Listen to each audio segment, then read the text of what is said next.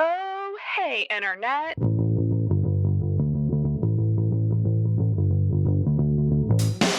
Welcome to the Intoxicated Podcast, a weekly comedy talk show that dives into the personal lives of comedians, experts, and creators. I'm your host, Sarah McClellan, a very amateur stand-up comedian and self-proclaimed sad girl. Every week, I dive into who people really are, the good, the bad, and everything in between. It's the comedy podcast with a lot of heart. Feel hard and talk hard. This is The Intoxicated Podcast.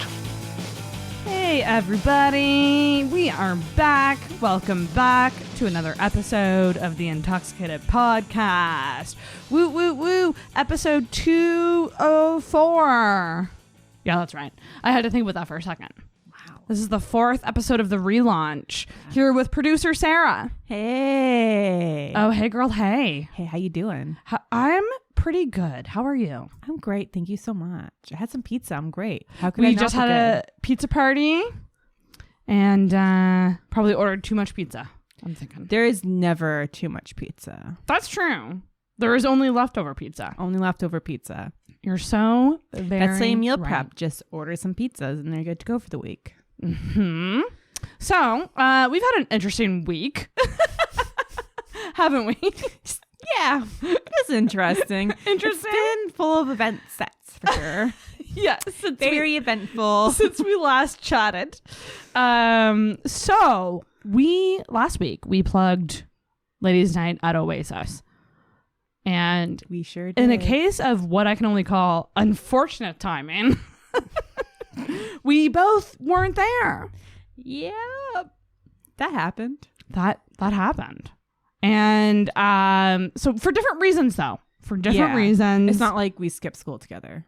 And we were taught, yeah, that's the metaphor we use, by the way. When we both had to back out of Ladies' Night, we both said it really feels like we're skipping school together. Because it's that like weird feeling of like we're friends and we're both bailing and it's going to look suspicious and it's going to look weird. When really, it was just weren't really together shitty at all. time. We weren't together at all. It's the first time I've seen you all week. Yeah. So I just had a bad mental health day that day. Actually, the day before I had a bad mental health day, and I predicted another bad mental health day on Tuesday. So I skipped it, and this was my first time backing out of an open mic, and it felt shitty. I didn't like it. It's but never fun. But your health and well-being come first, and this was me, for once in my life, saying I'm gonna stay in and sleep and cry. I love that for you. Which I did. So that's why I wasn't there. But you had a very different reason why you weren't there. Yeah, I thought I had appendicitis. That is insane. It was really insane. And it was scary. And I literally thought I was dying. Even though the doctors kept on telling me I wasn't dying, I thought I was dying. And it's so scary too because they kind of dismissed it, didn't they? Yeah, my doctor looked at me and she's like, you probably should just go to the emergency. And I was like super bloated. I was like, I'm dying. And she's like, no.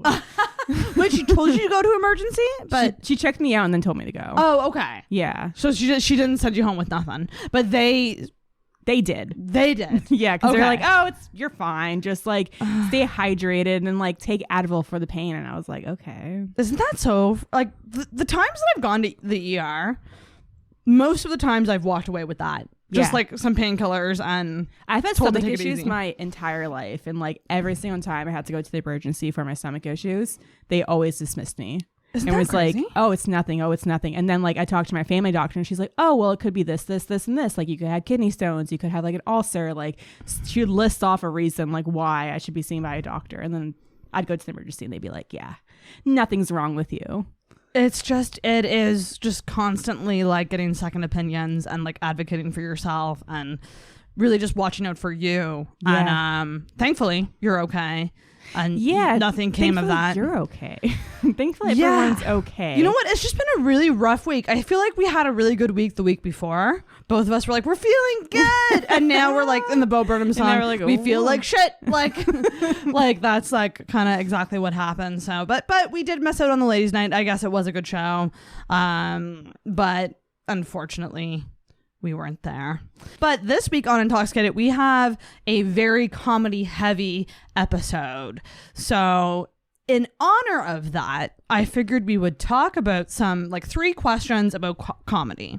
And so I put on Instagram a little question box saying, you know, specifically to comics, what's your favorite thing about doing it, your least favorite thing about doing it, and how you feel about getting feedback after shows, which is like, I feel like everyone's different on these 3 subjects, which makes it kind of interesting. Yeah. So I'll first read some responses and then we can discuss. So in terms of people's favorite thing about doing comedy, some responses are sharing stories and inspiring laughter, which is really, really nice. Oh. Right? Getting in the zone.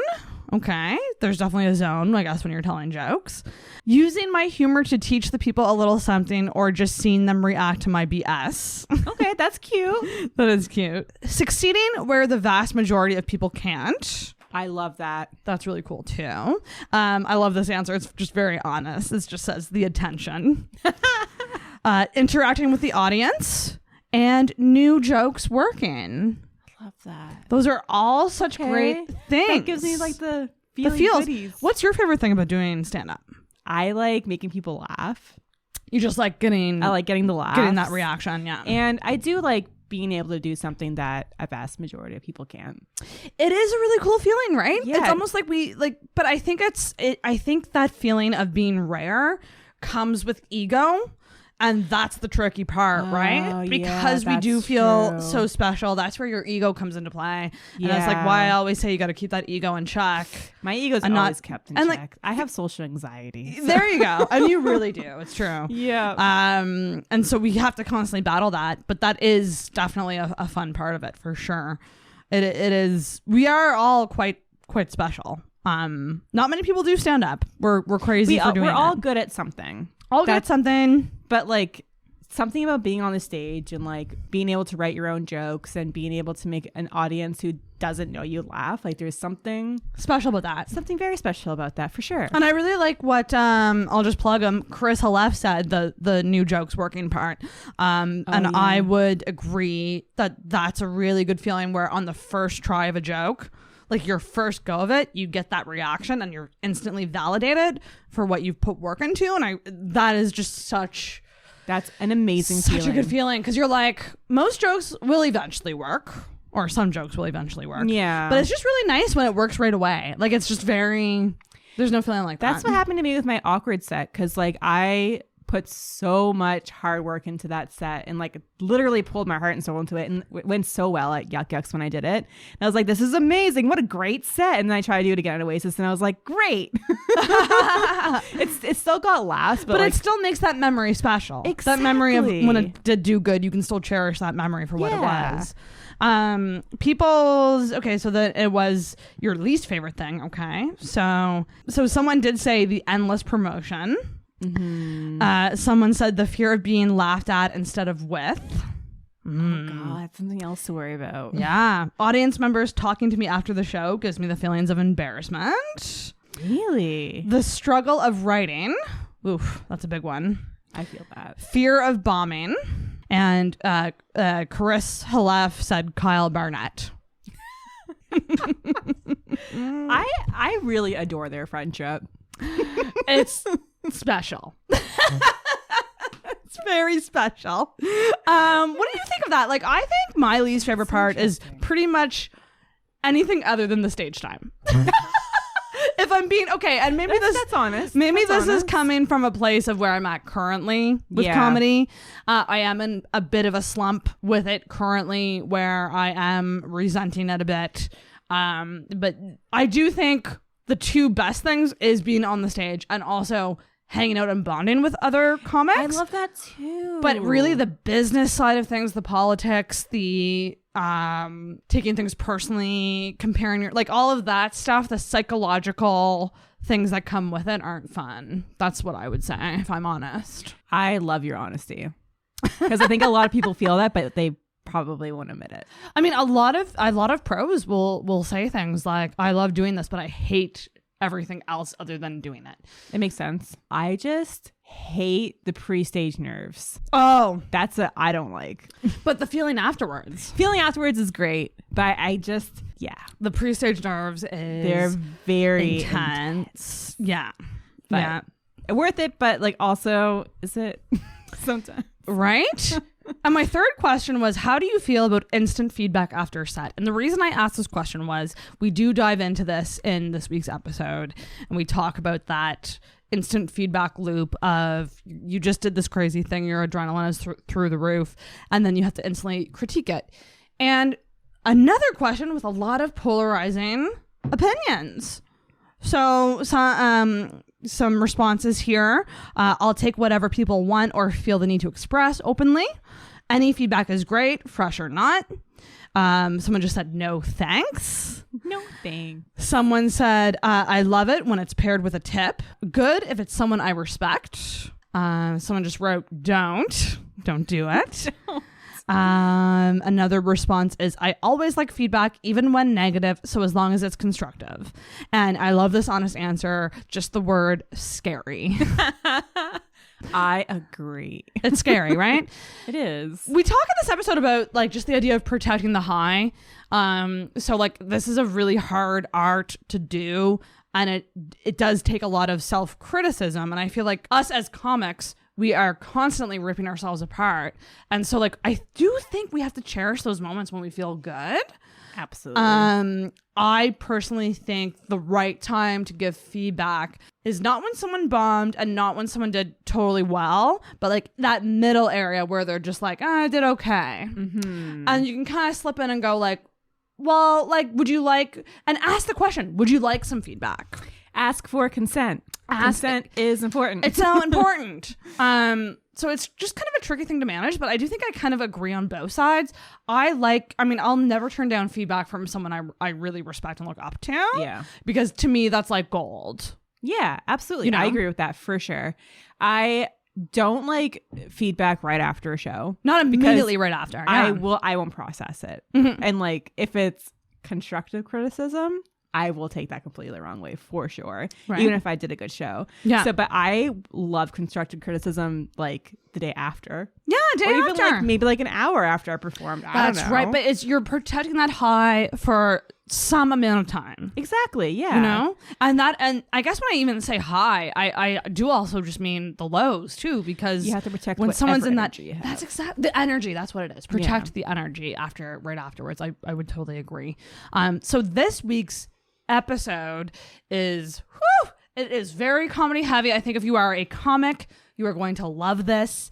If you are someone who's fascinated by comedy, you're going to love this. This week's guest is a powerhouse. You use the word powerhouse when you listen to this episode. Yeah. Powerhouse is the right word. Workhorse, power horse. But not a horse. A Power human. horse? Shit. Power horse. She's Workhorse. She's a workhorse and a powerhouse. Yeah, there you go. She's a I horse, really but messed that also a house. You are not a horse, okay, if you're listening. So this week's guest is the amazing Lynn Woods. Woohoo. And she is a comedian. She is a screenwriter. She is a filmmaker. She is extremely, like, just unbelievably talented. She is talented. She's smart, and she's like a trifecta. She's smart, Yes! talented, and gorgeous. Yes. She could be a model too. She needs to add model to that list of credits. It's interesting because Lynn and I recorded this podcast really late at night. It was right after my first guest spot at Yuk Yuks. I'm very new. She is, I want to say she's 4 years into comedy.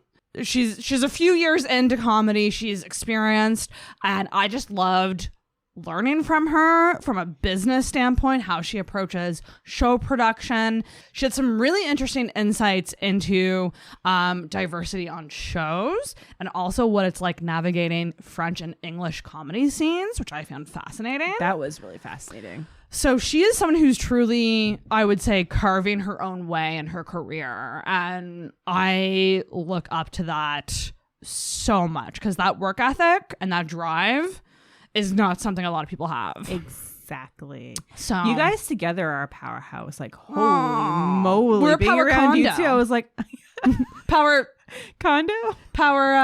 what's duplex? A power duplex. A power duplex. A power 2-bedroom apartment. I don't know. I mean, we really popped off. Like I really enjoyed the conversation. I'd love to have her back on to just like talk about personal stuff more. Yeah. But that said, I'm so thankful for this conversation because it was so informative. And I do think, again, people who are entrenched in comedy are going to love this one. So you got to follow Lynn. She is on Instagram at Lynn Woods. Please see her live because she's captivating. I didn't expect that from her live. Like, right? Because she's so calm when you talk to her in person. And she's so like down to earth and whatever. And then when you see her on stage, you're like, is this the same person? Right? Are we sure that this is the same person? Yes. She's just a force to be reckoned with, and you guys are gonna hopefully love this episode. Please do make sure to send us in voicemails and emails. We need those. So for these intros, we'd love to start taking your voicemails and questions. You can leave us a voicemail or email intoxicatedpodcast@gmail.com. Also follow the podcast on social media at Intoxicated Podcast on Facebook and Instagram. Those are the two main ones that we use. Subscribe on YouTube. And leave a Apple Podcast review, please and thank you. That would be so reviews. Awesome.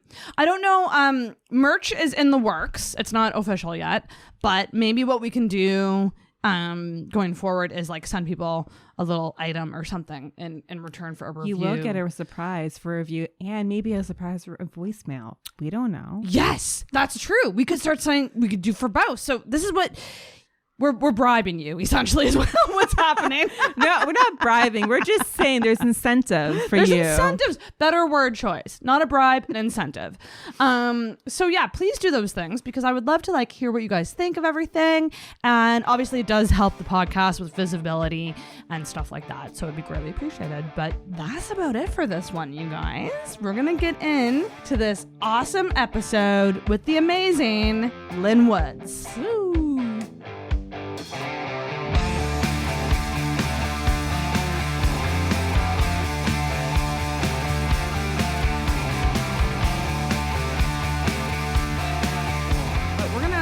We're gonna and oh my gosh, you guys! Woo! Lynn and Sarah getting together. Lynn Woods is here. I'm getting ahead of myself. Welcome back, everybody, to the Intoxicated Podcast.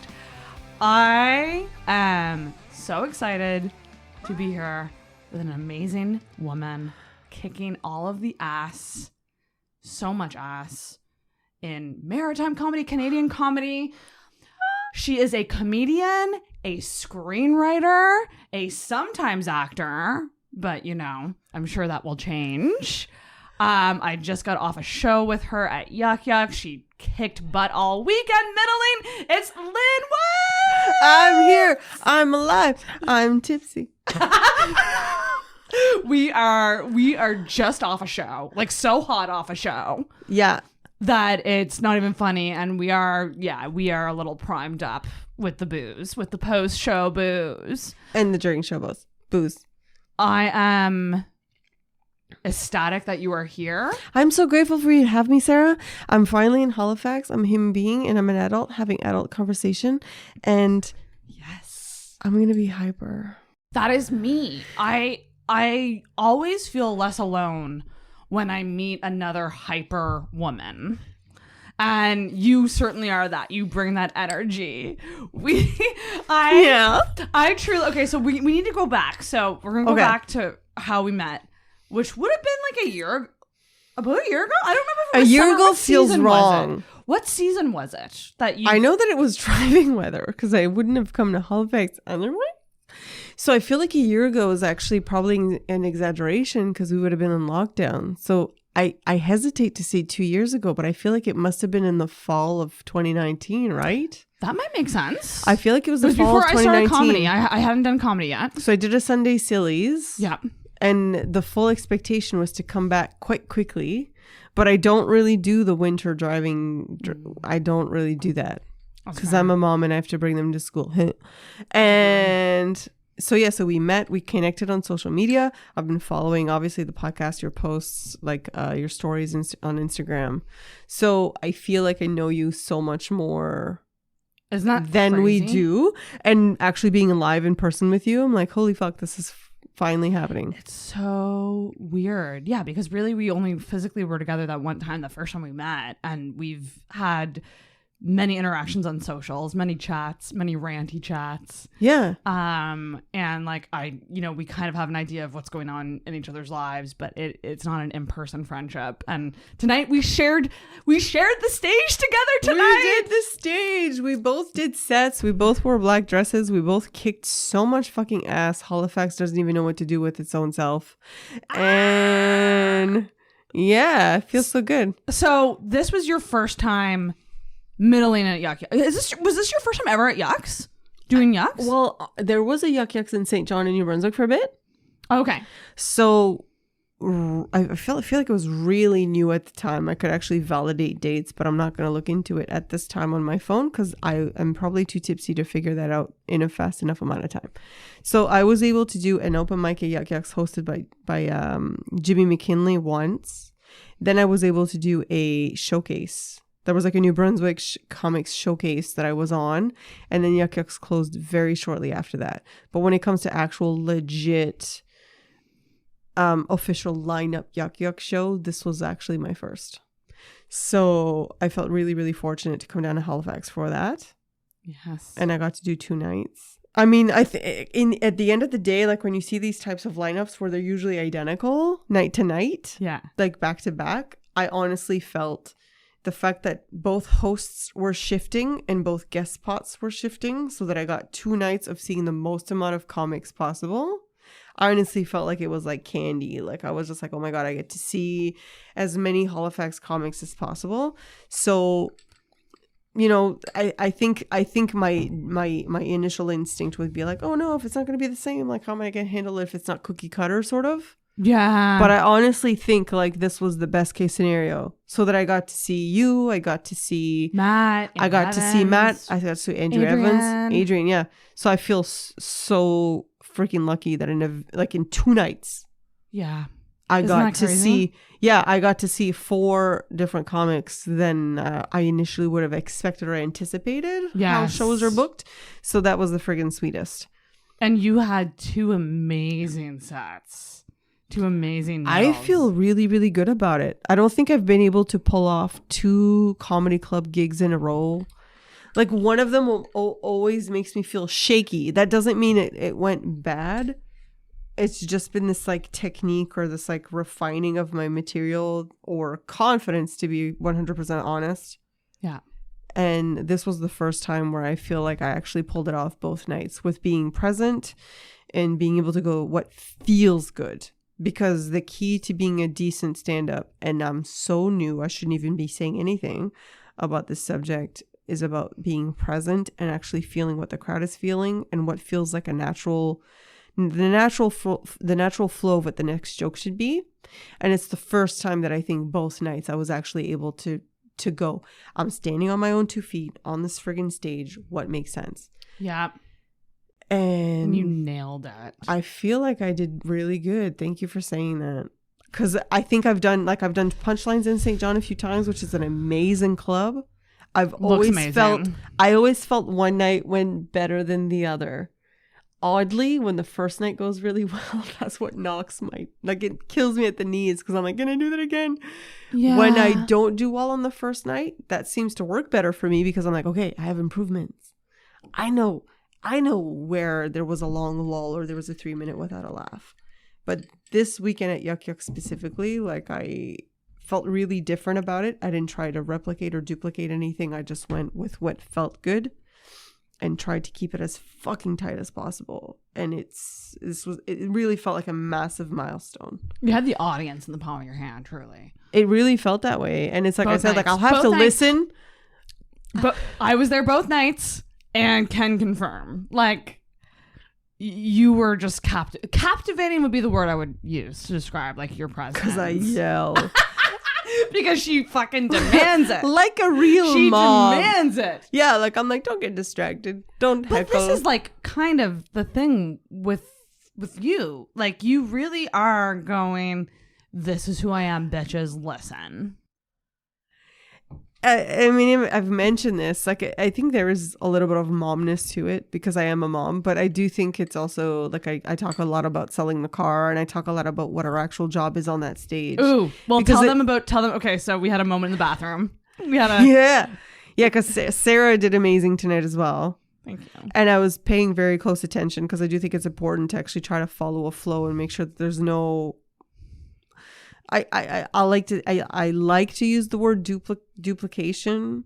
You need to make sure there's no duplication of material. Nothing that's but there too can be similar. complementary. Complimentary. So it's making sure that if I have another comic on stage that I think there might be a possibility of that I'm actually paying attention.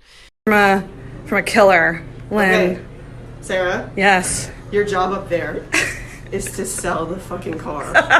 It's been in an accident. It's been in 2 accidents. You're in a used car lot and you're making the fucking sale. You're gonna close it. I'm gonna close that You fucking fucking deal. own it. Yes. Every single one of those people will fight for the car, and that's your fucking job. So I joke about selling the car because our job as comics is to be very confident, owning our punchlines, owning our setups, and making sure that we're actually hitting all of these marks.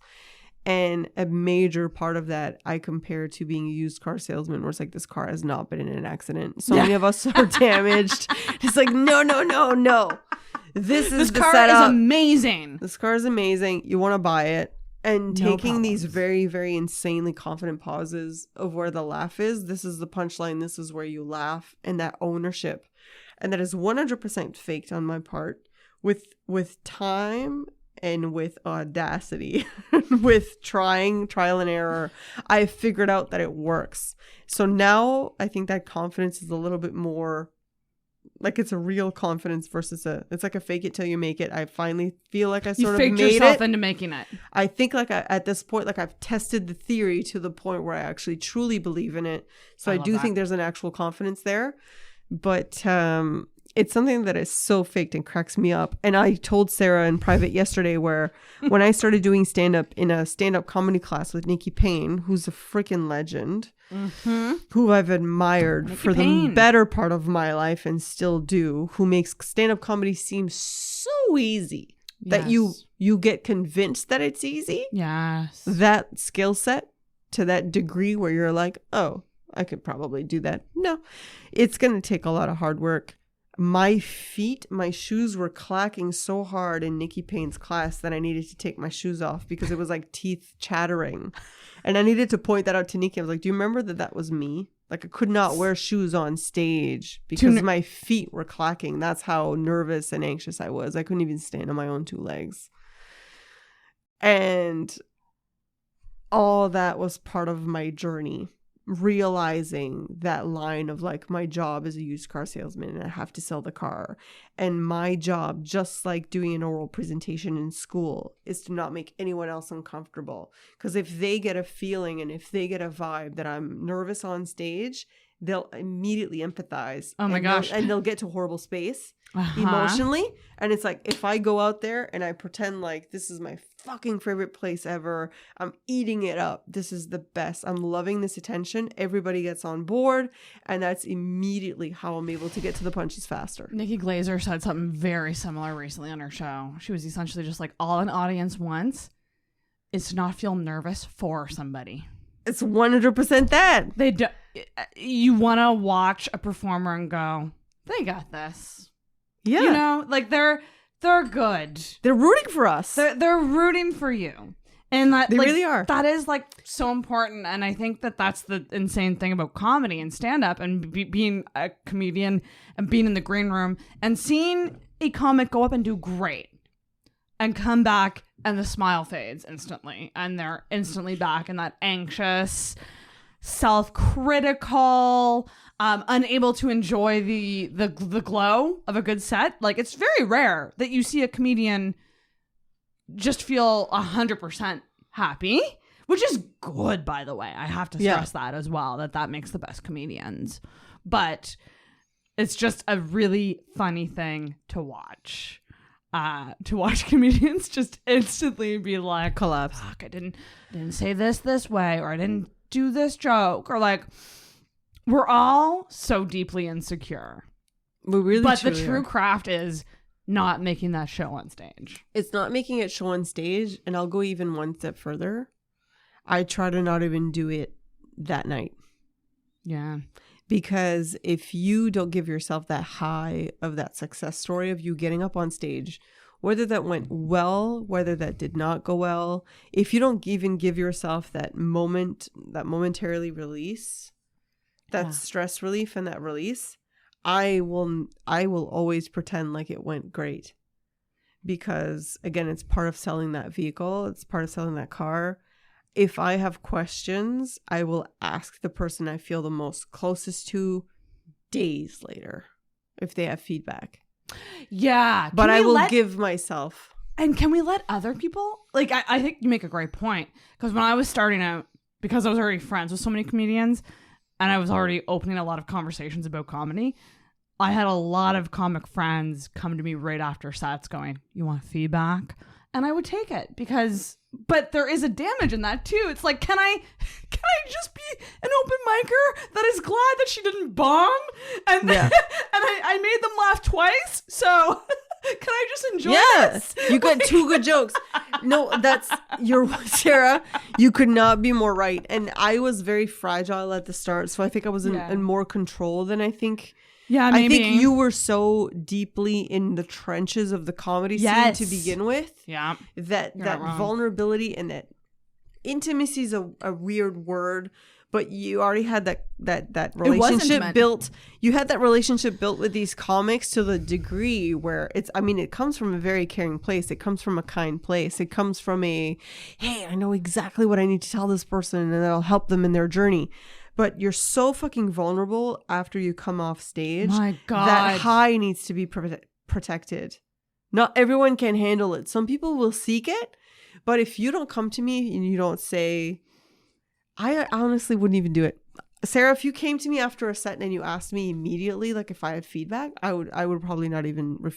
For me, it's such a vulnerable place, and it's so important that after you go through all of that mental and anxious period before a set, and after you go through that insanely that insane thrill ride of being on stage, the last thing you need is that checkpoint. That checkpoint immediately after. Like, it's almost like an exam, like a test. It's like an exam and a test and getting the result too quickly. A grade, and you need this minute of just going, it doesn't even matter. I did the thing. I did. Fucking that happened, check. That happened tonight. So, like, I was telling Lynn on the way over here, like, I felt very emotional tonight just because it was my first time on the Yuck stage. I've never even done amateur nights at Yucks. They stopped before I could even do them because I started literally a year ago.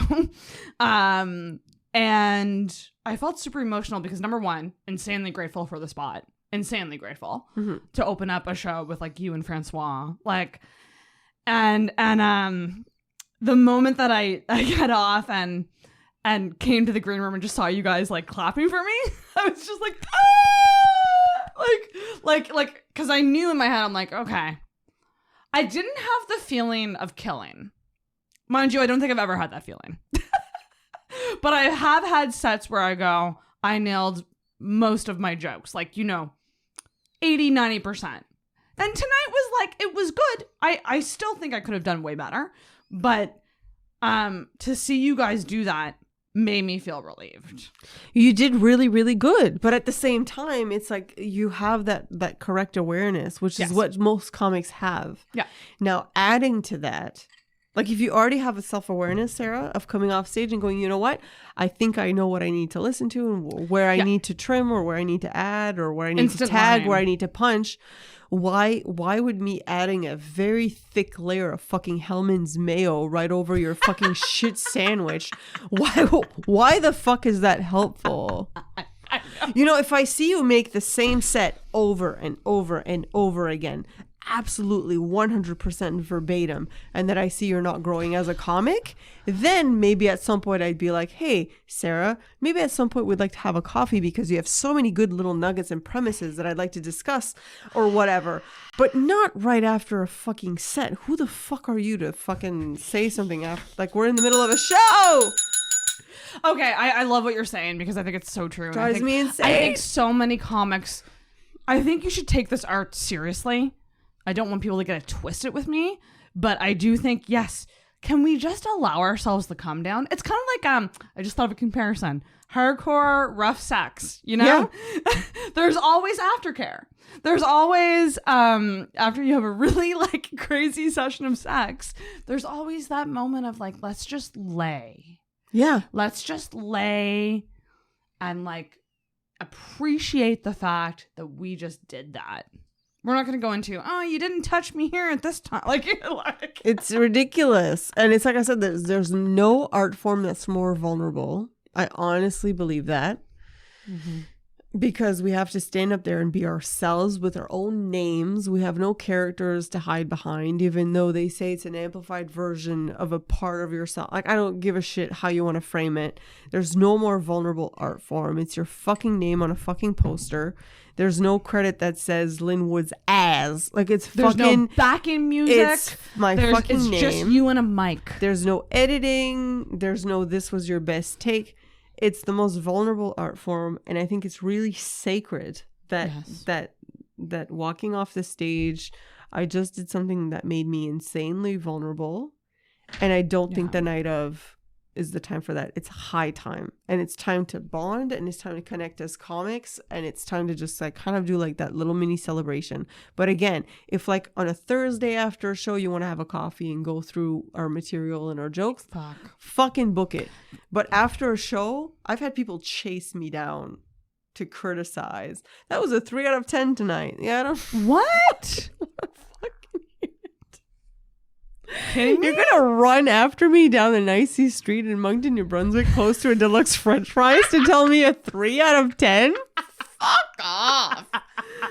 If you're not gonna make me feel good, you could just fucking anyway. Yeah. And I mean, I also think it's important to, you know, like a lot of people say, like, I didn't get any feedback. No one said anything to me after a set, so I knew it was a bad one. And that's, I do think that there's value in not saying fake compliments, just to like if someone genuinely did really bad. And tell me if you agree with this. I kind of thought of this recently about like shows and that like post-show evaluation of like, was it a bad crowd? Was it a bad set? Or was it not a match? And I think of it like online dating, where it's like either the comic was really bad, the crowd was rowdy, drunk, really bad crowd. They do exist. Or it's the third option of the comic just didn't connect with that audience and it wasn't a match, like a Tinder match. I think there's a huge variety. I'll tell you one of the biggest lessons I got in the shortest amount of time ever. Yes, please do. Ever. I had opened for, I'll name them. It was Jen Grant and Julien Dion on my birthday. And it must have been in 2018. I was very new. I think it was my 5th or my 6th set ever. And I had placed 3rd in the French Hubcap comedy contest. So I think they thought I was a lot better than I was. Anyway, I heard this really interesting take, which was about Friday night crowds. And I think it was Jen who said it. She called it Costco listing, where she's like, Friday night crowds are Costco listing. And that line specifically was describing the audience members' tendency to start doing, okay, tomorrow morning I'm going to go do my groceries. I need to go to Costco. I need to pick up this. I need to pick up that. And that level of distraction. Costco listing meant a level of a distracted audience member And what they were referring to is very, very specifically having such a tight set, so they would not have the time or the ability to start Costco listing. Whereas a Saturday night crowd has done most of their errands, they're open-minded, they're more able to let loose. So that was a very, very quick verbal lesson that I got very early on where I felt it very rather accurately described a Friday night crowd versus a Saturday night crowd. My accent's coming out. Enjoy it. So from that point on, I started having a very different perspective going into gigs on Friday nights and Saturday nights. And I did notice that Friday night crowds are a lot younger. Interesting. Because, I mean, and I think that this is a great time to plug Yuk Yuks, because tonight was a great example of it. Yuk Yuks moved venues. So it used to be in a hotel. And it attracted, I think, a lot older audience. What Francois Weber, baby, name drop, is trying to do with this new Yuk Yuks is to attract a younger audience. And when I actually looked out tonight, I was very happy to see very young. A lot of young people. There were some whiteheads. Yeah. There were some whiteheads, but very young people, like university, young adults, 30s, 20s, 30s, I would say. Yep. And that's amazing because of the location change that it's now attracting those people. And you're right. It's tough to do comedy on a night where people are like, I gotta get to bed at 10. I gotta get to like it's just hard. It's not an easy thing to do. We're all busy, overwhelmed adults. I've even had trouble staying attentive at comedy shows. I do too. But again, like it's not a rule. Yeah. It's like this odd thing of like having that flexibility of being comfortable with your material, the volume of material, making sure that when you're actually preparing sets that you have almost backups. Yeah. It's very weird. And I think because I'm an anxious person and I have anxiety, I think I defaulted to making sure that I had these backup plans in place earlier on, only because of these, insanely successful professional comics that I admire, and eavesdropping almost. A lot of these things weren't necessarily said to me directly, but I'd be like eavesdropping and I'd be like, oh, there's something I'm learning here and I should pay attention and try to interpret this how I think it can maybe benefit me. Oh, man. Because that night was a Friday night. It was my birthday and I opened for Jen and Julian and I was not invited back the next day. So a lot of people would just be like, oh my God, that's horrible. Like, that's embarrassing. No, that was a lesson. I think that that's such a great mindset. When I was going into tonight, I went, worst case scenario, I do bad and I learn. Yeah, you learn. Best case, I do good. I know what I'm doing is working.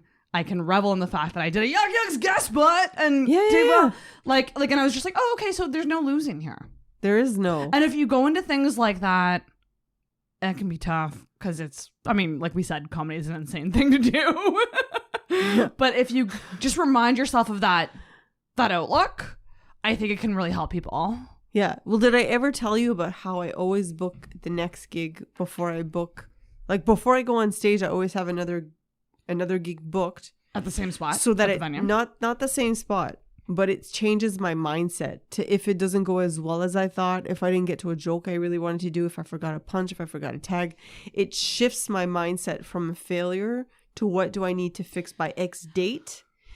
And I've been doing that since the beginning. So I know that if you're following me on social media, it seems like I'm doing almost too many gigs. I overly promote. I get that. And I've told people openly, snooze me if you need to. Well, okay. This actually shifts nicely into my assumption segment. Okay. Let's go. So, okay. We're doing segments now in Intoxicated. We're organized here in this. Oh my God! On this new iteration. Oh of the my show. God! So you're a new guest, so you get an assumption. I'm a new guest. So we're social media friends. So I need to open with what I assume about you based on what I know. Don't punch me in the face. Ow! And what I assume about you, Lynn, is that you're busy as fuck.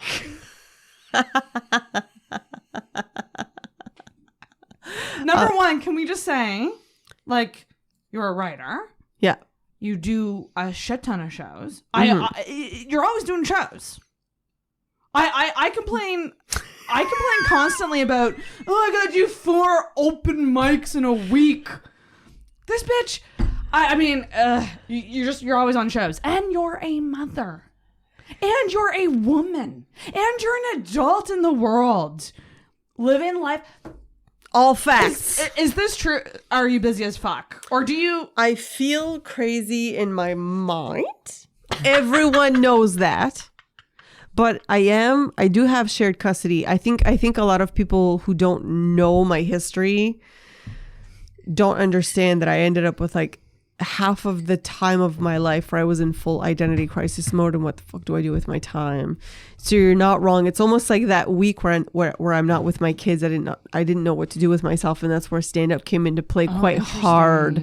So I remember one guy said at one point, like, you started doing stand-up and then you went psycho with it. And I was like, well, I needed to do something with those hours because it was like, if I'm at home and my kids are asleep and I'm watching Netflix, that's normal. If I'm at home, I'm watching Netflix and the kids aren't there, I would cry. So it was like this really weird need where if it was functional, if it had direction, if it had purpose, I had no guilt. And so by shifting my career in this sort of direction, it helped me. Well, I'd always wanted to be a screenwriter. I went to film school, blah, blah. It really, really helped sort of center me and give that week purpose. So I do feel like I'm busy. I'm 12 hours a day sitting on my ass watching Gilmore Girls. Like, I don't know what to tell you. So I am creatively always sort of developing. I'm always sort of creating. Yeah. I do feel like living life now and meeting different people and actually keeping a pulse on what I'm feeling, what I'm living, what I want to say about that, whether it's in stand-up or in sketch or in whatever way. Yeah. Screenwriting is taking part in my life at this time. I actually feel like that all of a sudden has creative artistic value. Right. So it's weird. It feels busy. But you're fulfilled. I'm fulfilled. It's a fulfilled, and this is the thing. It's hard to keep that in check because there can be a line of when the burnout happens. And like, I thought of it the other day being like, fun work is still work. So you still have to set boundaries, I think, even with fun work, you know? Like, people think podcasting and stand-up is really fun, so it must not feel like work. It's still work, bitches. Like, it is. Even though it's fulfilling me and, like, stuff like that. You still have to have your Gilmore Girl nights. For me, it's lay in bed and scroll on TikTok. Yeah. See, I've avoided TikTok. I have an addictive personality. I know to avoid that. You would be amazing but on TikTok. I think this is, thank you.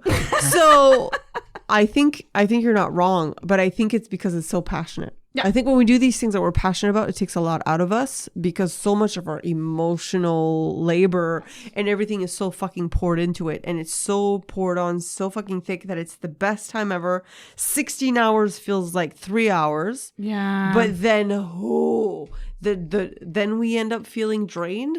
But it is absolutely 100% fulfilling. Mm-hmm. So it's this like really weird thing where it's like if anybody was like, well, why don't you stop doing it if it exhausts you? And you're like, that's inconceivable. Like I would never stop doing this thing that I'm passionate about. Yeah. But I at the end of the day, that's what we were supposed to strive for as little kids in the first place. So it's like I don't know how to consolidate that. I don't know if you ever had a moment where you went, I'm curious about this with you because you're a bit older than me, but we're kind of in the same realm.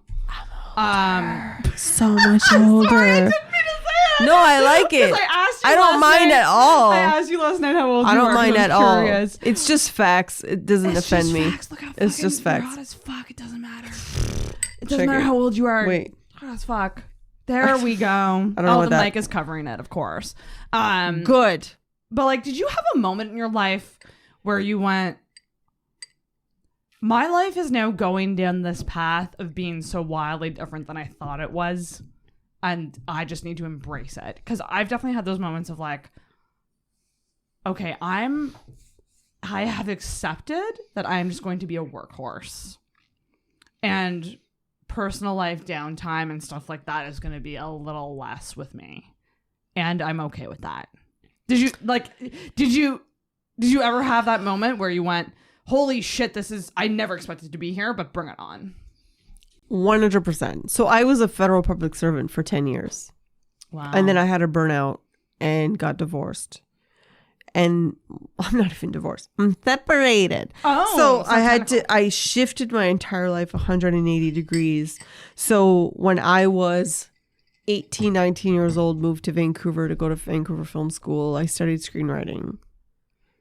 And oddly ended up swept into what society demanded of me. And I don't want to say it that way because I still obviously very willingly went through all these steps of getting married and having kids and being overly busy and blah, blah, blah, blah. But when the divorce started happening and co-parenting started becoming this thing that was going to be a part of my life, and then having the kids half the time, and it oddly, I literally feel like I steered my entire life 180 degrees where I always had wanted it to be. Now, financially, that has not paid off at all.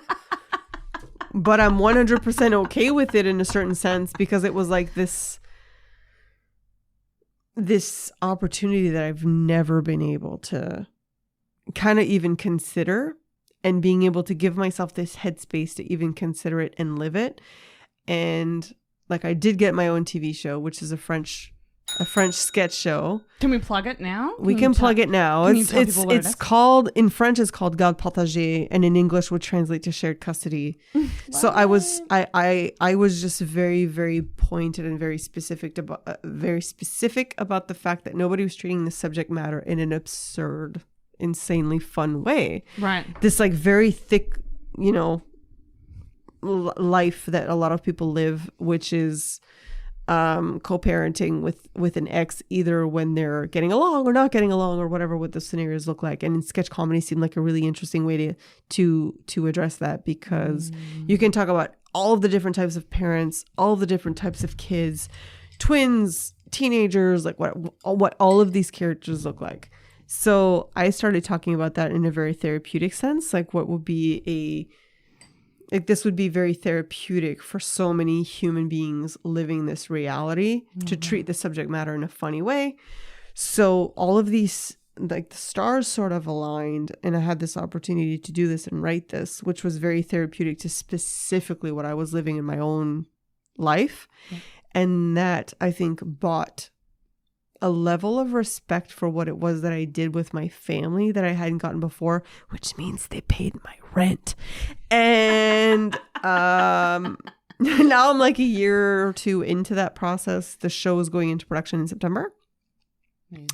And it kind of legitimized this passion that I'd had since I was 14, which means I've been screenwriting if I've been screenwriting since I'm 24, then that means I've been doing it for 24 years. Wow. So my family was just like, oh my God, this bitch is going to get credits on the screen. So they went from thinking I was insane to like, oh, we've known this whole time that you were going to be successful and that something was going to happen. So it was very, very strange.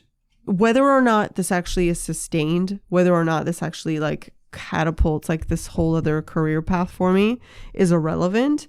I think it was insanely validating to start doing stand-up, get this opportunity to write a sketch show, and have my family for a millisecond go, maybe she's not insane. I mean, I am.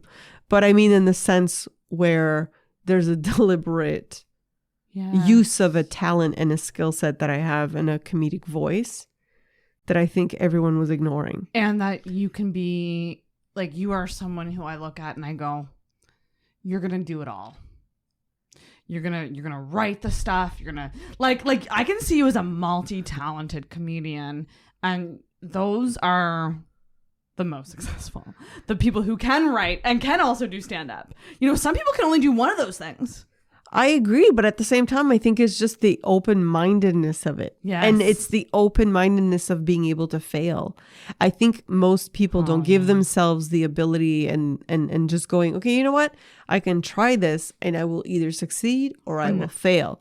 A lot of people are like, if they're not guaranteed that they will succeed, they will not even attempt. Yep. Or they fail once and they're done. Yeah. Whereas for me, it was a completely different ball game. Do you kind of see it this as like short-term, I don't want to say sacrifice, but you're kind of dealing with the struggles of doing comedy and, you know, like you said, like the money's not amazing. These sort of sacrifices for like a long-term gain, like you're putting the work in now so that the success can come. I think that's an idealistic point of view that I obviously am hanging on to because I hope that it catapults to other opportunities, which is why I feel like I'm hustling as hard as I can for New Brunswick Comic. I can feel it through your Instagram feed that you're hustling. Yeah, but it's like I said, like it's a turnoff for a lot of people. Like I've lost a lot of friends along the way because of it. So because you just don't have time to be friends with people or what? No, it's a very just...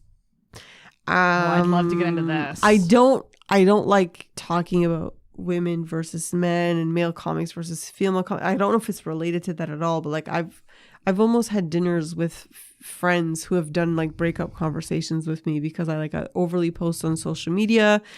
They don't agree with some of the jokes that I make. Like it's been really interesting, and I'm like, well, this is like sort of... I'm trying to make this my bread and butter. I often get booked on gigs because I promote. Clubs see that I put an effort in promoting my gigs. That for them means a lot. Whether that actually materializes or not for them is almost irrelevant. They just see an effort and a respect and like this like love of the game, this passion for it. And it's like I said, I've almost had interventions with my families where like you're kind of posting too much shit, and I'm like, well, I'm so triggered by this, Lynn, because I have the same thing. It's difficult out there, and it's like I said, like when you start, having a page seems obnoxious, and you've probably wondered this as well. So you start and you're like, do I do a comedian page and then try to maintain it just to the page? Or do I also post it to my friends? We live in an industry, especially with stand-up comedy, where every single friggin' friend that we have in life will tell us, I'll come see your next show. You should let me know when's your next show. So then you post your next show. Will they ever show up to a show? No, they won't. No. They won't. No. So you post. Unless you bug. Yeah, so you post because you're just like, I'm being as friggin' vague as possible because 71 of you have said that you'd come see my next show. Yet there's only 50 tickets for sale and it's not sold out. I don't understand. So So there's and the line, I think, especially with stand-up, it's because it is such a personal art. Mm-hmm. For me personally, like my stories are just filled with comedy, whether I'm watching it or sharing show posters, and the line is not very big between your personal life and your stand-up life. So it's like, but I don't understand this thing with judging people who post. Boomers, would you fucking mute people you don't want to see stories from? You fucking boomers. Sorry, this gets me really riled because I'm like, rather than judging people and sitting in negativity, just mute them. If you're sick of seeing them post, do yourself the favor and mute. It's not an unfollow. No, so but you're what's hilarious is they're obsessed with us still. You know they're watching every single one just be able to discuss it at length. Right? There's so many people that I'm like, I know you hate this. Why are you still watching it? It's because they need to discuss it at length. Because, and this is the other thing that I always think about, the opposite of hate, or the opposite of love is not hate, it's indifference. Mm-hmm. So these people, like anyone who like is either talking shit about you or commenting on shitty on your things, they actually love you. Well, they care way too fucking much. It's the people who are indifferent, that truly don't care, that won't care enough to go mute.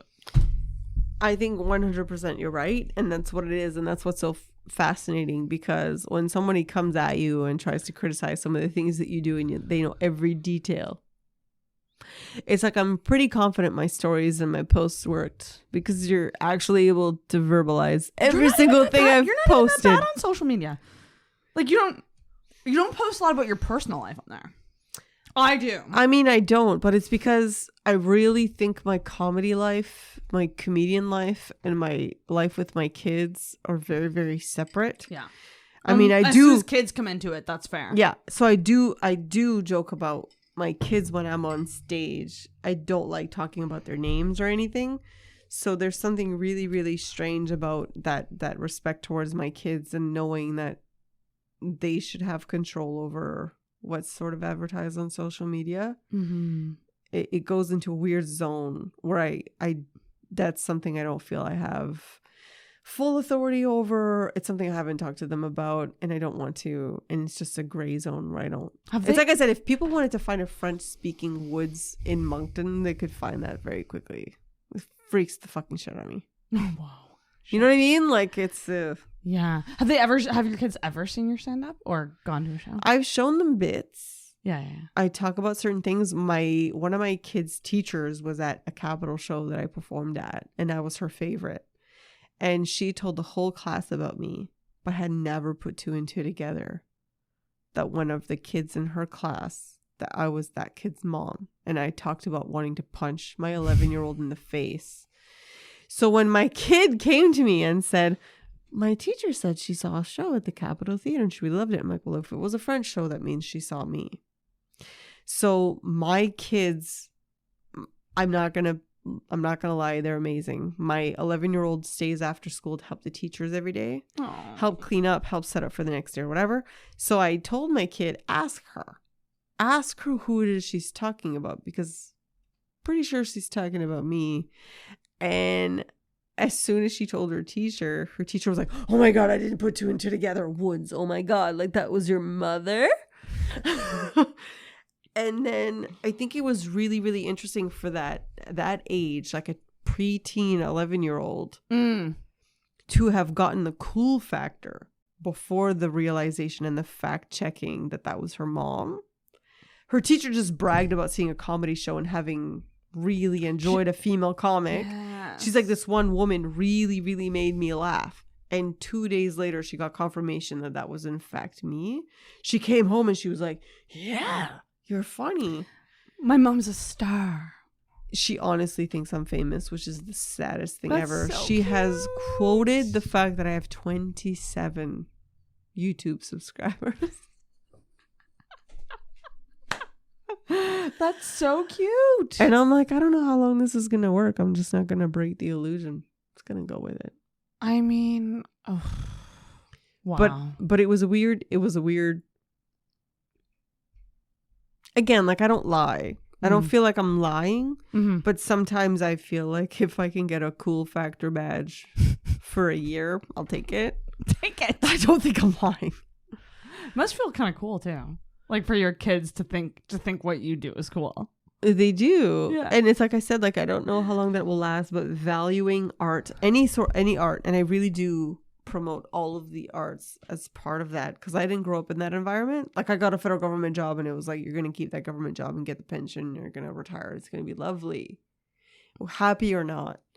And I do think it's important for parents to start sort of verbalizing, like even what you're doing with the podcast. Like it doesn't matter what's actually speaking to you, what feels like what your calling is. I think it's really important for more and more parents to start just sort of going like, whatever is actually speaking to you and makes sense to you, do it. What that expression is. We're not going to get a better, well-rounded society by not allowing kids to grow into this like safe environment of being able to actually explore what manner it is that actually brings them any kind of fulfillment or whatever. And the shaming of it, like I just think it's a ridiculous layer to add on to all of it. Like people will tend to say if someone's into something artsy or creative, oh, it's just a hobby. Fuck, that pisses me off so much. You know, it's like, and then you have to like prove to them that no, this is not it's very, stand-up is very much so like that, you know, like, like, but I can also go the other way too. Like my parents were just like, so do you get paid for these little shows? And I'm like, Little shows. God bless you. The only crime they didn't commit was calling them skits. Skits. You little comedy skits. Yeah, but it's weird. The people who don't need that creative expression, because I know a lot of people who are insanely fulfilled with like a bureaucratic type job position. It doesn't speak to them. Like it really does not make sense to them whatsoever. Yeah, it doesn't. So at the end of the day, like I'm not dismissing that. It's just oddly how quickly they're dismissing us. You know what I mean? Because they're driven by whether it's the money or whether it's stability. And again, some of these people actually chose these specializations, degrees, masters, whatever, in whatever field they were interested in. And then when it's not lucrative, they're just like, they cannot compute why that would ever hit our radar if it's not paying the bills. Right. And it's like none of these art forms are lucrative unless you actually, especially in Canada. It's really hard in Canada specifically. Yeah. Nobody's gonna overly pay us excessively to do these sort of art forms. So it comes from a place of literally going, I have a voice, I have a point of view, I would like to express it, and I would like to share that with other human beings that relate.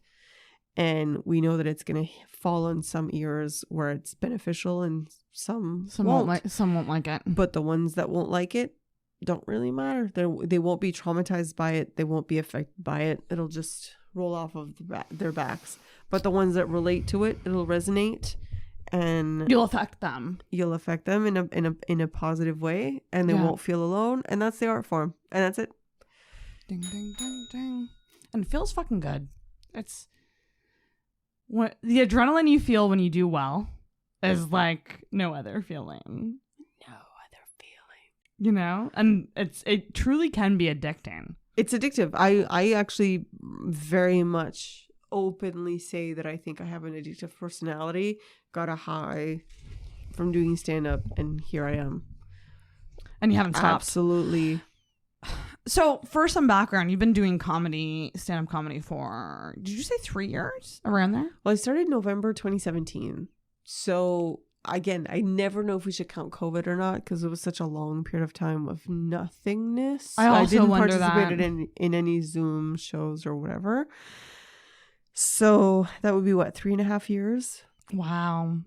And you said that at one point you did, was it 60 shows in a year? Yeah, I think it was 60 in 1 year. Might have been 59. But I was so, like, in New Brunswick, it's very difficult. It's very difficult to get a lot of stage time. Yeah. And I do French and English and trying to improve on both sides at the same time. Oh, that must be so challenging. It is. It's almost infuriating. With the amount of stage time I'm able to get in English, I'm improving a lot faster. When I get to French, every time I perform, I'm like, I feel like I'm better than this. But without the stage time, without the muscle memory, without the extra punches and tags and development, like it feels like it's falling under par. But when I started comedy, I was only getting French mic time. So I had like a very short period of time where I was only getting French. So yeah, it is a little bit infuriating. So now I plan my own French mics. Oh, okay. Just to be able to make sure that I don't zero out. Like I need to be able to create those occasions for me to actually be able to get on stage and speak French. Right. What do you prefer doing? Now automatically English, just because the muscle memory is there. But if you had asked me 2 years ago, I would have said French. Oh, wow. Because the muscle memory was in French. Because like I'm able to go to St. John, Fredericton, Halifax. I'm able to go wherever for English if I need stage time, and I have complete control over which mics I sign up for. French, I really only have Moncton if I put them on, which means I'm a host, which means I'm not even getting an actual set to break out new material. I'm the host. I feel this responsibility to keep the momentum, make sure that everybody else has the opportunity. I call them deficits. It's very harsh language, but if there's ever a deficit in the audience, my job is to bring them back up. Absolutely. So I'm not testing new material. I'm always like in charge of bringing up the audience. So I'm not really breaking in new material.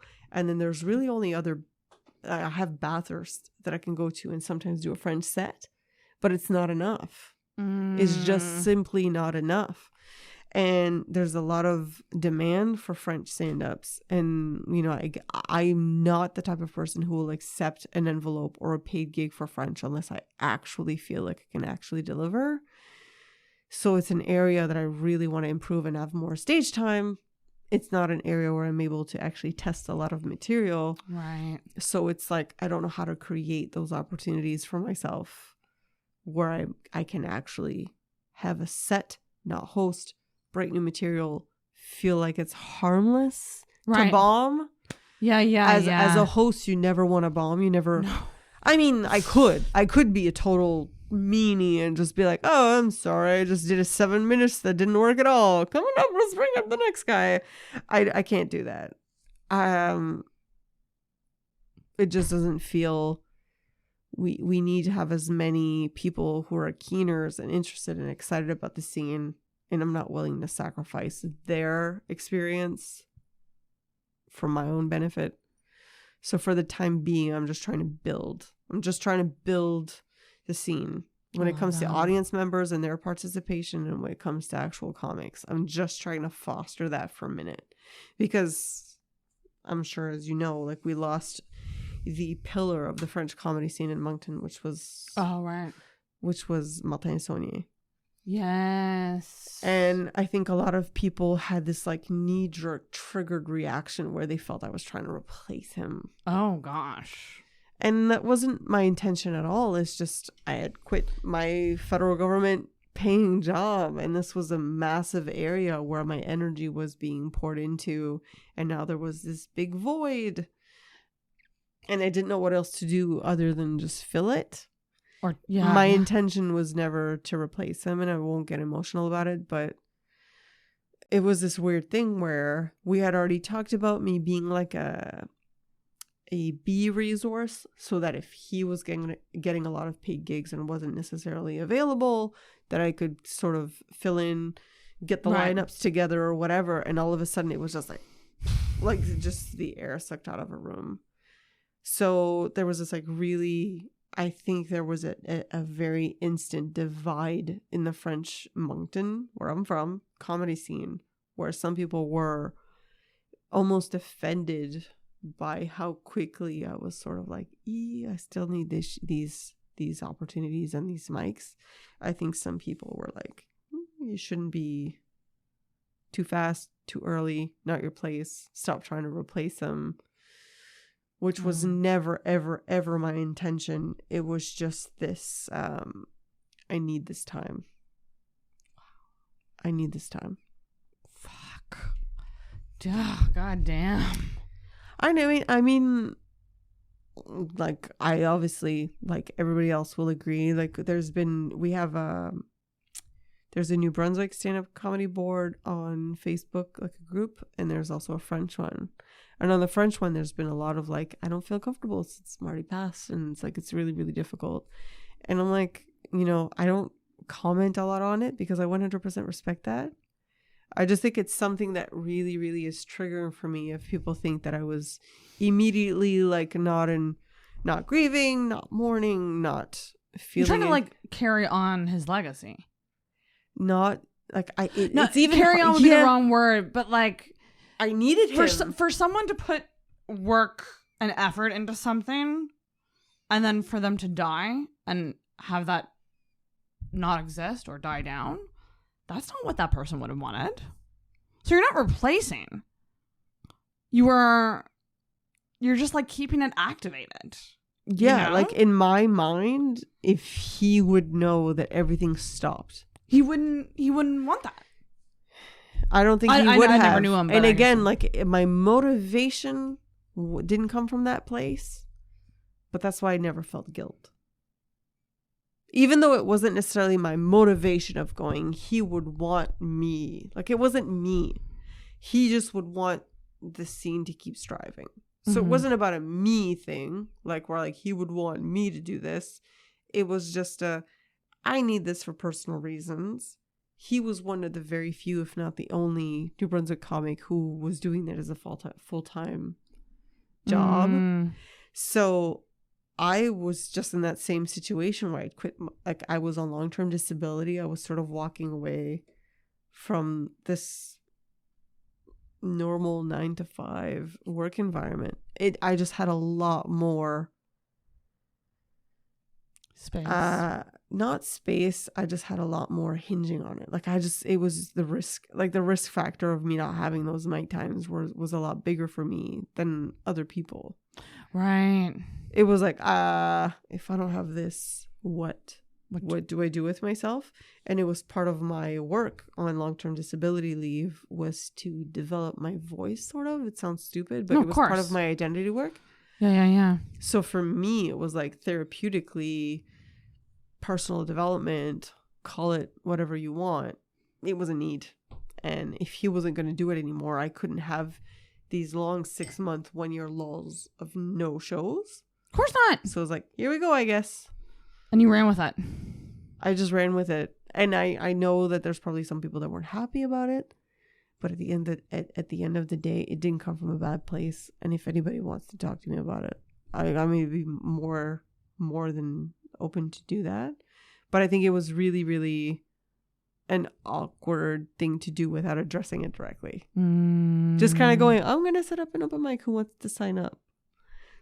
Without directly addressing it. And I think for some people that might have resonated oddly. Like, oh, look who's sweeping in right away. Right. Trying to replace. Never my intention. I feel like too many of us spend too much time defending ourselves. If anybody has questions, they can talk to me about it. And it's not in a challenging, I would like to fight, come at me. Let's argue. Like the more woman like, who's breastfeeding going, come on, fucking ask me about why my tits out. That's not what I was doing at all. I think But I'm quite proud of myself that I actually just did it anyway because I needed it. something we forget to do is to just open up a conversation to be like, can you help me understand your stance on this? Like, even just saying it like that, like, rather than attacking or accusing, like, we just need to like message people and just be like, yeah, like, can you help me understand where this is coming from so I understand? Zeroing out the assumption. Stop Zeroing out the assumption and going, judgment. I'm going to stop the judgment and I would like you to tell me your point of view on this, your stance, and what's motivating it. Yeah, I think that would be insanely helpful, but I don't think, again, like you're a very intelligent, eloquent person, so you're self-aware. You're able to do that. Most people don't. Not necessarily. But it's like I said, at the end of the day, I did it because I needed it. Mm-hmm.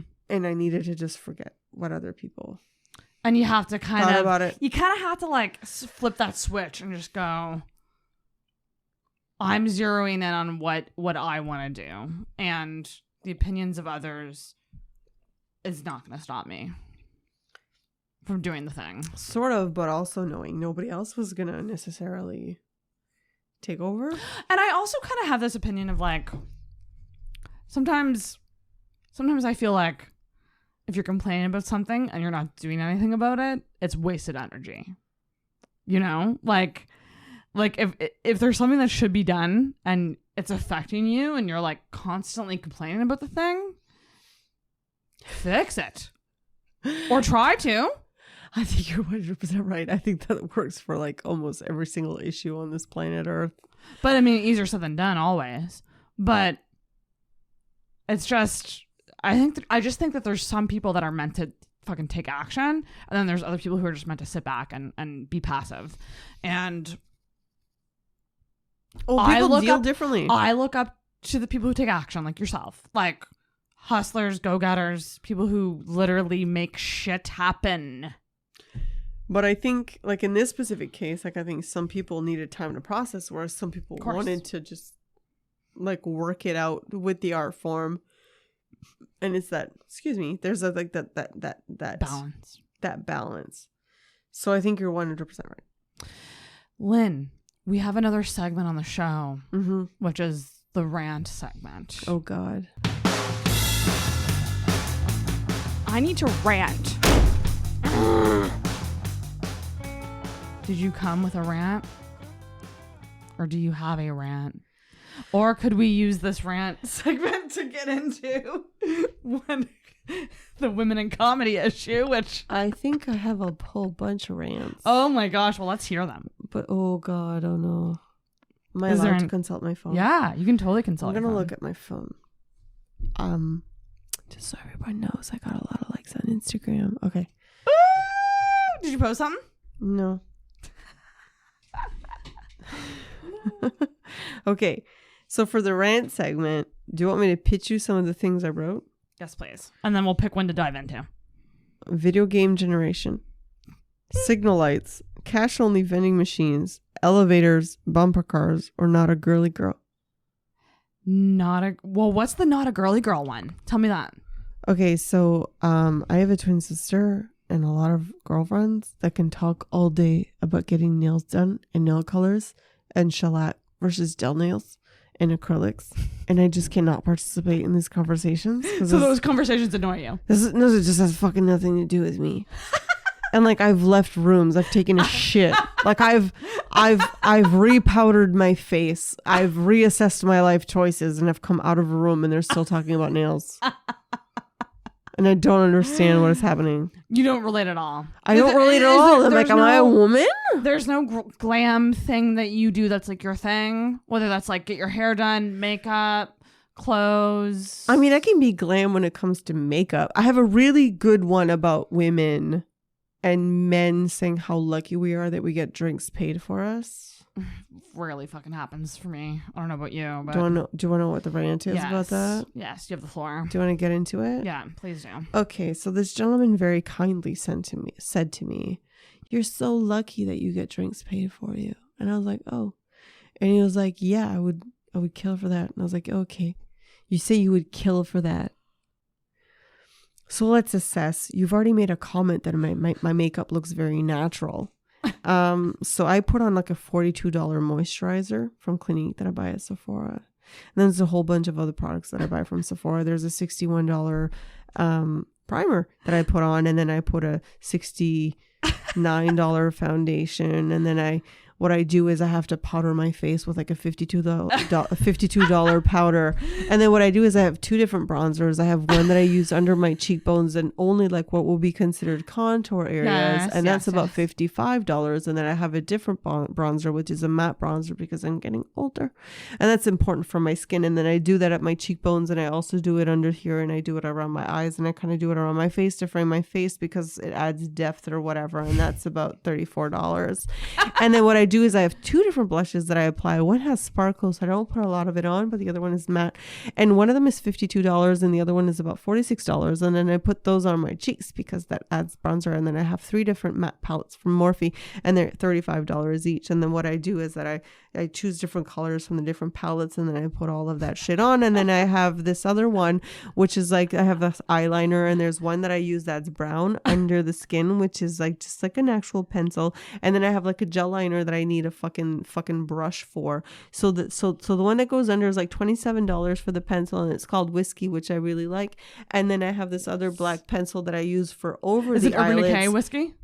Yes. Yeah, okay. I use Urban Decay whiskey under, and then I use a gel liner from Bobbi Brown over it. So that was like, I don't know how many dollars, but I know that the brush itself was like $40 something. And then I do that. And then I put like three different shades of eyeshadow. And then I have this like $32 eyebrow thing that I put on, which I only fill in over here, but it makes my eyebrows look almost too perfect, which I like. And then I do that. And then I have this like powder that I put on, which is like another like $50. And then I put on the powder as well.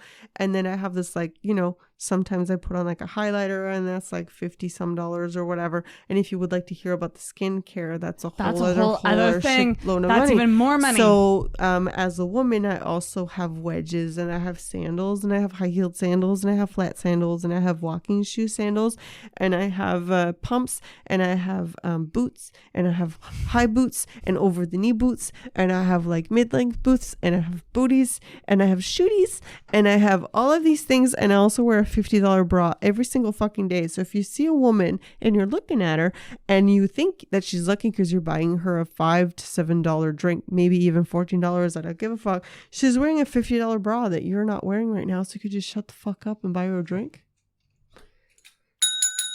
What is this a stand-up joke? Because it should be. I've only performed it at the Women of Distinction Awards for the YWCA Honestly, in McDonald's. I'm like, what the fuck?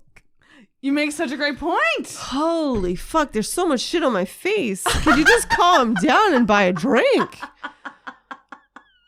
Like, I would usually go into the pink razors and the IUD that cost me $430, and men don't have condoms, so I have condoms with me anyway, and then the birth control pills, and then I already shaved my legs, and I paid $40 to get this waxed and this waxed and the fucking cross wax. Yeah, Could we you do just way more. Shut the fuck up. We do way more. What do men do? They Oh my god, they roll look out like of bed. cavemen now. Yeah. They get hairier. We need less hair. Did you ever hear my BYOB joke? No. Okay. So I get single after 14 years. I go on Tinder. Every man has a beard. And I'm told I need to have a Brazilian. If it's BYOB and it's bring your own bush, why the fuck do I need to be hairless down there? Like, I feel like it's I feel like that is not so much a thing anymore. I feel like it's cool nowadays for guys to want bush. I agree. But I still don't like at the time, I think it was 2016, I ended up single. Oh, okay. My friends were telling me about the expectation. Yeah. I was like, what are you talking about? Every man on Tinder has a beard. Yes. How can they tell the difference? Why is this investment and this human torture required of me? Oh my gosh. Yeah. It's not fair. Being a woman is not fucking fair by any means. It's not fair. We our bar is low. In French, you want to hear what that sounds like? Yes, because it's my favorite French? line ever. La barre est basse. La bar Et basse. est basse. Does that not sound beautiful? Wait, say it again. I think that's the next name of my show. What's La it? barre est basse. Yes, that does. The actually bar sound is really good. so low. And it's tough because when you reach a certain age, you're like, I'm trying to work on a joke with this, being like, like being desperate is one thing, but like, I just don't want to be paying full bills for my whole life. I really got to find someone to like shack up with. And then you start thinking about your standards and you're like, well, what can I get rid of here? And I think it's like, it's just so funny because it can be tough to like break down like what you think is good for you or bad for you in terms of I have a that. new dream as a long haul trucker. Pay half the rent, fuck off. You never see them. Yeah. I think that I wanted to build a joke around it, but nobody laughs at it. I ideally would like to not live with someone, but just pay, half the things. So you want to do the long haul trucker thing? We need to find long haul truckers then. Long haul truckers. But I think that's where it's at. But they're not hot usually. That's fine. We cheat on them. Just pay the rent and leave. We're in open relationships. Oh, right. Apologies. Yeah. Open relationships. They're going to cheat. We already know the long haul truckers cheat. They've got to be. We're just going to do it too. So pay the rent, fuck off. Yeah. And then everybody does what they want. Everyone's happy. Everyone's happy. And everyone has, healthcare coverage. Yeah. It's all we really strive for. Yeah, that'd be nice. I do want to. So one of your like accolades is that you were the first woman to have won the Hubcap. So let me get it right. Hubcap comedy stand-up contest. Stand-up contest. Okay. They You won removed the this. name amateur. Okay. They removed the name amateur, which I actually thought was really nice and kind of them. That's nice. Because it was hovering between Pro-Am, who was actually participating in the mix, wasn't it? contest. Yeah. So I think their level of awareness of who was actually participating in these contests. They opened it up to accommodate kind of everyone. Mm-hmm. Was there any requirements to enter that? You just needed like a set video? Requirements, you submit a video, like a 2-3 minute video, I believe, so that people can participate and vote. Yeah.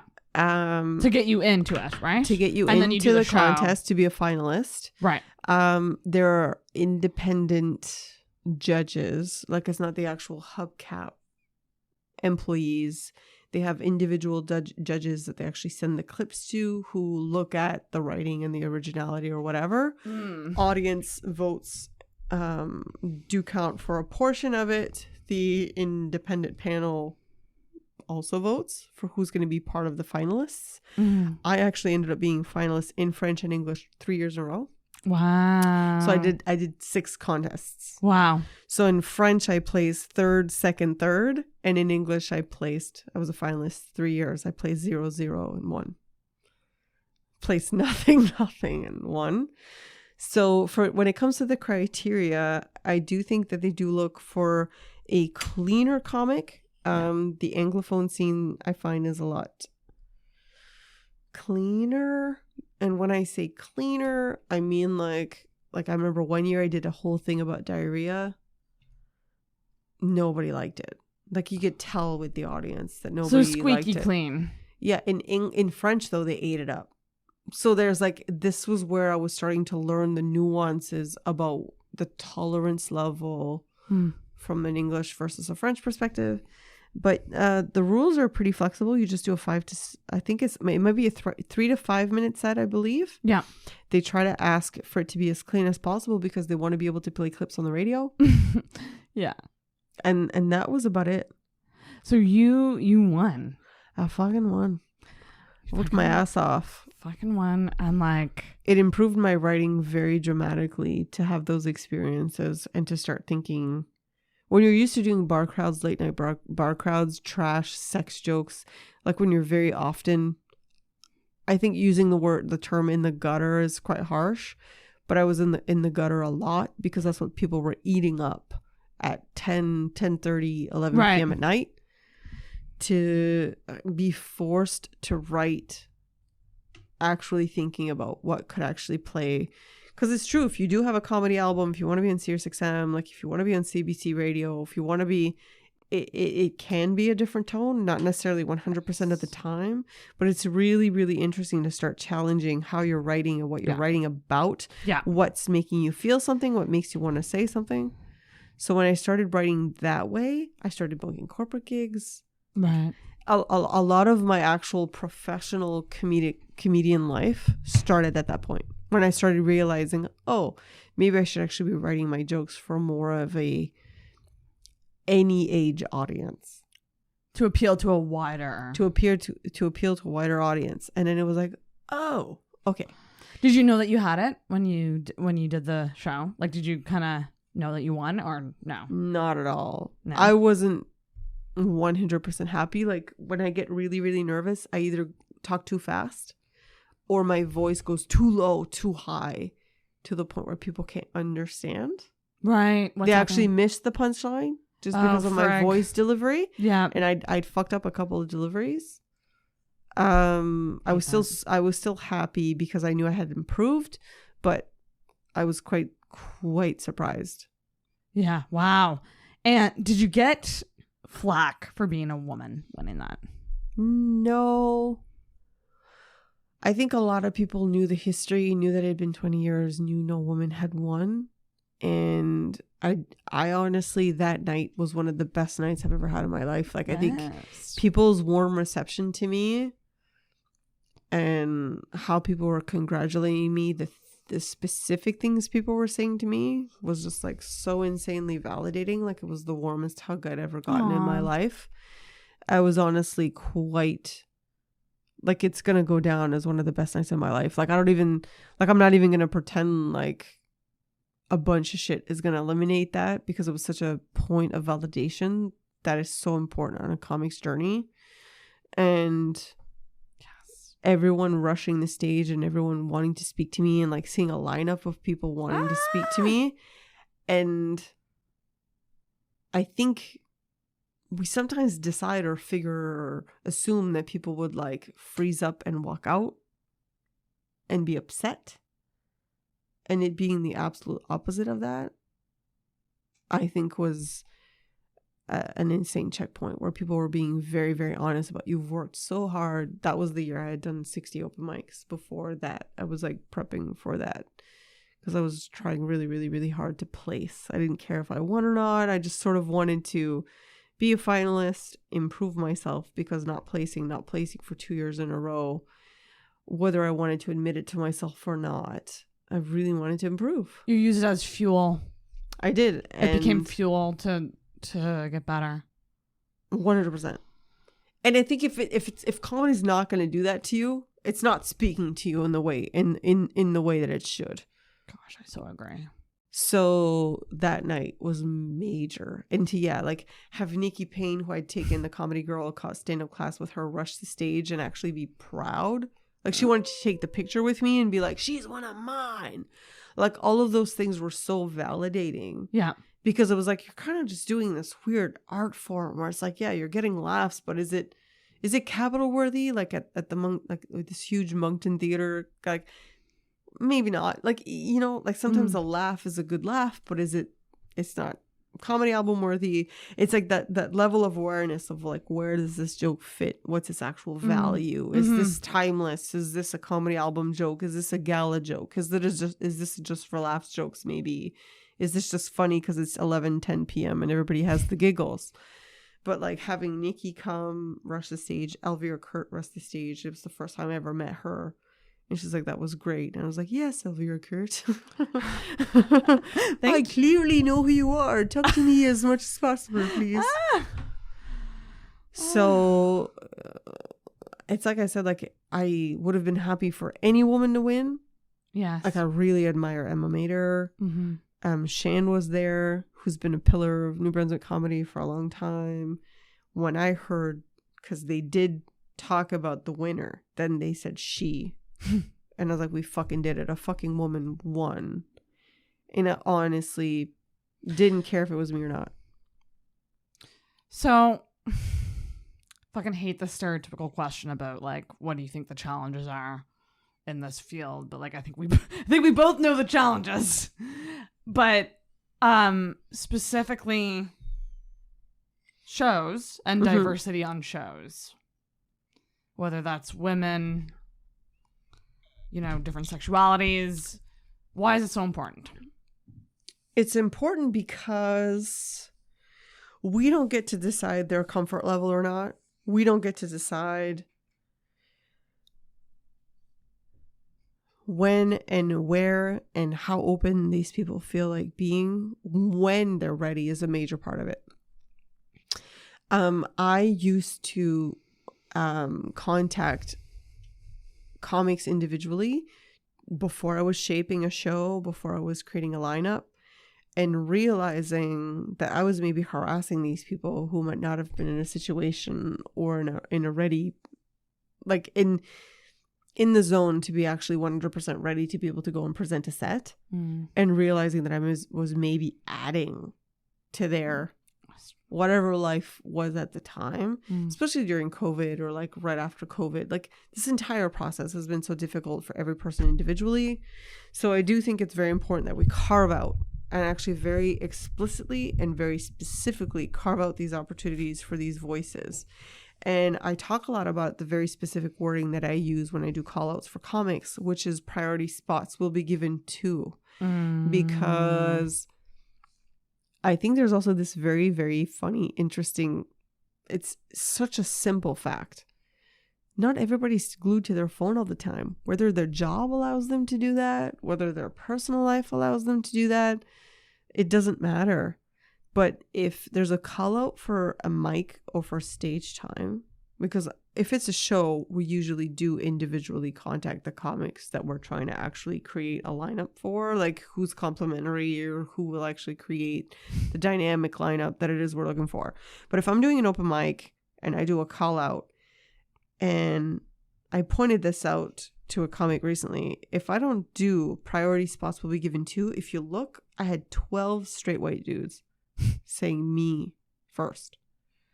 Now, a normal person will know that 12 spots means my mic's probably full. But by using the wording priority, I'm getting a lot of marginalized persons writing to me in private going, hey, would it be possible if I wanted to do a spot? So that's, for the time being, I'm not saying it's an ideal system. For the time being, works for me the best. Amazing. And when I do have a representative lineup, we get the most, is participative a word? Yeah. The audience is insanely into it. They're present. They're excited or They're whatever. seeing different things. They're seeing different things. They're hearing different things. They're relating to things in a different way. They're hearing different point of views. It's so beneficial for every single fucking person involved. Mm-hmm. That's also being like, that I was actually hosting most of my shows in a gay bar. Mm-hmm. So my focus was giving that audience a show that they would actually crave and enjoy. But yeah, I do think if we don't start doing that and very explicitly stating that we're carving out priority spots. That doesn't mean you're not going to get one if you're straight. Yeah. It just means that you might wait a month or two, but you'll get there. You'll get there. I just feel like this is a tricky subject, but we often do the bare minimum and not go just slightly above that. And I think the idea of like what you said about, open calls and how not everyone is glued to their phone. Let's just use the example of women. A lot of women are doing a lot of work in their lives, whether that's working full time, managing children, managing domestic things in the house. They're more than likely not glued to their phone 24/7. And you seeing, this is a really male-heavy lineup. I'm going to message so-and-so who I know might be down. I'm going to send, literally, it's sending a message. Mm-hmm. That's just something so small that I think bookers could do that would really, really help a lineup, even if it is just an open mic lineup. I agree. It's weird how there's a very big disparity between some people who understand the purpose and the motivation behind it, and some of them who don't. Some people are like, why didn't you reach out to people before and then only post how many spots were available for like the straight white dude? I'm like, again, I've had in the past some people doing soft coming outs to me in private to try to get a spot, and I was like, this isn't right either. For people to be put in this situation to go, I'd like to be considered for a spot, so I'm gonna have to tell Lynn Woods my personal situation in life, my sexual orientation, so that I can get on a show. So that I can get on a show. So see that right there. I had to be so vulnerable and go, I have to be honest that the only way I can manage this is by saying priority spots. I don't know how else to actually necessarily approach it. And it's like the system is not flawless, but by having an open mind and being very openly open-minded is the best that I can actually offer at this time. Because messaging people in private, not getting a response, not wanting to ask again, feeling like you're the one pressuring, feeling like you're the one harassing. These people don't deserve that either. So it was like, okay, I really want this trans person on my show. I really want this queer person on my show. I really want this woman on my show. At some point I was realizing that I'm not a hobbyist. Like I'm like all in. And I think there was this like level of explanation, or these people feeling like they needed to defend themselves to me, that they didn't want to, they weren't available, they were too busy, they were overwhelmed. And at the end of the day, that was never the intent. Being like a no thank you is like more than fine. But I did not like individually contacting people. Right. And then making them feel like they needed to manage my expectations or Right, explaining right. themselves. Yeah. Especially during and after a pandemic.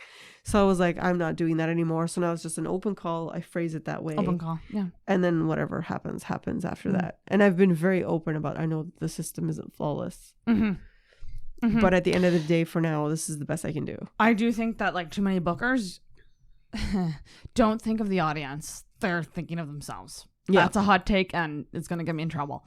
But I think you're right. I do think that if males are the ones answering open calls right away, we have to look into why those other voices aren't. And maybe recognizing that there's reasons behind that. And they might need a little more of a nudge than other people. Yeah. I firmly believe that because I think as soon as you start fostering these voices, as soon as you put them on an open mic show and they come back for another one, or they start doing more, they will become more active in the scene. They will become more aggressive, or, they will answer open calls. But there's reasons why they don't. And like from what I've heard, and I've talked to a lot, it's like, I don't feel comfortable on this show because I don't see anyone else on there like me. Yeah. And it's the same reason a lot of females don't get into stand-up, because they go to comedy shows, they see all men, and they're like, how the fuck do I get into this? Who do I talk to? Yeah. I've had a lot of women tell me, like, are you going to be on the next show? Because if you are, I'll sign up. So those subtle things, like, I think you're a little bit like me. I don't think it would bother you at all if you were the only woman on an all-male lineup. There are some women where it will not affect their interest level or their ability to sign up. There are some that it does. And but I've openly told women, like, if ever that's an issue for you, contact me. Yeah. I would rather go and partner up and go, okay, we're going to go into this show, open mic, whatever, what the fuck it is, as a united front, and give you the security if this is what you feel will help you in your development or your journey. Mm-hmm. I don't ask why. But I also know that there are 1,000 plus valid reasons why they feel that way. Mm-hmm. And it's just like, whatever. If this is what makes you feel more comfortable to go on stage and do your set, do your material, feel comfortable, feel confident, whatever, what the fuck that looks like. Because hopefully it won't be forever. I'll take the bullet with you. Hopefully it won't be forever. And hopefully I do think in stand-up, resilience is so important. And having that tough skin and, being okay being the only woman on and stuff like that. But I do truly think that, a lot of, and I'm very different because I was friends with all these guys before I signed up. You were. So like very different from me versus say a woman who's, I think I'm funny, but I'm not sure. And so I'm going to go to this open mic and they don't see women, or they only see one woman, and they feel weird entering the scene. There's a barrier to entry. There just is. And I truly think if you don't see that, you're probably a man. Yeah, absolutely. But I think that's the thing is and the thing is too is like, and not only like just the diversity on shows, but just the challenges with how women comics are perceived is really psychologically taxing sometimes, for me personally anyway. I don't know about you. Do you let that stuff get to you where you go, I have to be a certain way to make the guys in the crowd comfortable? Yeah, I mean, that is something that I talk about a lot, especially because of what I call the toxic male. A lot of men think that that's automatically them. Like, they really have a tough time deciphering what's a toxic male and what's not a toxic male. Mm-hmm. They just think that being a male is toxic. They don't understand how the two words relate to each other. So I do say that I build a lot of my material towards trying to buy the toxic male's ear, which is by appearing stupid or what I call subtly feminist. Yeah. Because so boxy, all men suck will never buy their ear. It's true. So like when I talk about orange vest, when I talk about Chevrolet, when I talk about like the dangers of me not being allowed to walk alone at night or whatever. It's done in a very, very almost blasé. I'm not even really talking about this way. It's very in passing to get to my punchline. I don't put a lot of emphasis on it. I do, but I don't. It feels like, okay, where's she going with this? It doesn't feel very threatening. My life is fucking horrible because I'm not allowed to walk to my vehicle late at night and feel safe. Right. I really work hard in trying to make that seem like it's just like, where is the silly woman going with this? So it is a major part of how it is that I approach jokes, because I do think if we turn off the toxic male's ear, we're not getting ahead. Interesting. So that is a big part of how I try to approach certain jokes. I mean, I have a whole set on just harassment that I've performed a bunch of times where I name names, but it's not the real names. So if the actual men are in the audience, they feel relief. They feel relief that I don't actually name them. If there are actual males in the audience that would have thought to harass me online, they are like, oh no, she names them. And it's like, I used to do these things and it actually worked, and it cut my harassment down to almost zero. I used to have 8 to 10 online harassments per show, and it cut it down right away. Wait, what do you mean harass? Like, what do you mean? Like Heckles? a lot of no, like online people would track down my page or my Facebook or my Instagram and would tell me like a hotel room and like come suck my dick or something, or I live at this address, ring the doorbell, or one of them had taken pictures of me on stage and he was like, these are photos of you. It was difficult to find one with your mouth open. One would be like, you don't have to talk or be funny, you just need to bend over and everyone's happy. Like, it would be like these types of like really weird messages, which are not great to receive after a show. Of course not. So I had an entire set where I would talk about all of them. I love it. And, you know, like the dick pic, do you want a dick pic? One of them sent me, I can show you. One of them sent me a painting that he made of a unicorn with a massive erect penis with an 8-pack smoking a joint. Like an actual unicorn painting with another unicorn with a purple pussy and a star-shaped asshole. And every comic that I knew at the time had that as their wallpaper on their phone. Oh my God. And I was just like, why? Like, why would you send me this? Mm-hmm. And I remember talking about it on stage because I would make a joke about it where I would say, like, it's not like guys like send me like a hand painting that they made like acrylic on whatever, where it's like a dude, like a unicorn smoke. And I would explain the entire painting and then I would say not more than once.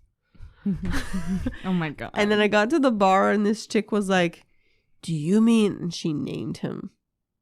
Oh my God. And I was like, you know, you're in Moncton when? He's like, I know the painting. That's my cousin's ex. And I was just like, what the fuck? Like, it was just the fucking funniest. Oh my gosh. But that cut it down immediately because Moncton is such a small scene. It's almost like the word spread or something. That's wow. That's madness. So you've learned to adjust how you say certain jokes. That has decreased that. That's fascinating to me. Adjust certain jokes. Also, when I get message requests, you know, we were talking about after a show, like the vulnerability. Yeah. I'm not allowed to check message requests or anything right the night after a show. And I will have a third party look at them before. Because some people were like, change your name on Facebook, which I did. I changed my name on Facebook so it wasn't my actual name. People couldn't necessarily find me. But then bookers would try to find. Like, I was actually missing out on gigs. Because of... So now I have a third party look at message requests, messages, determine if it's something I should ever see or not. I love that. And then kind of sort of filter. Have you ever had like an infuriating moment where someone judged you because of being a woman in comedy? Like I seriously had such a crazy moment doing my first club guest spot at the Comedy Cove where I have dirty jokes. I did them and I opened dirty and I didn't do good. And a woman came up to myself, and Travis was the headliner, Travis Lindsay, and Todd Gracie, who's another male comic, and it was hosted by a male, so I was the only female on the show, and I was the guest spot, so it was after the host that I went up, and woman came up and complimented both men, and then turned to me and said, "It's tough to be a woman." And it sticks with me. I'll never forget it as long as I live, because she was essentially saying, like, you were screwed by the moment you walked on stage. Like, you weren't set up to do well at all. And like, okay, so I'll say a couple things here. Yes, So please. I took the comedy girl class with Nikki Payne.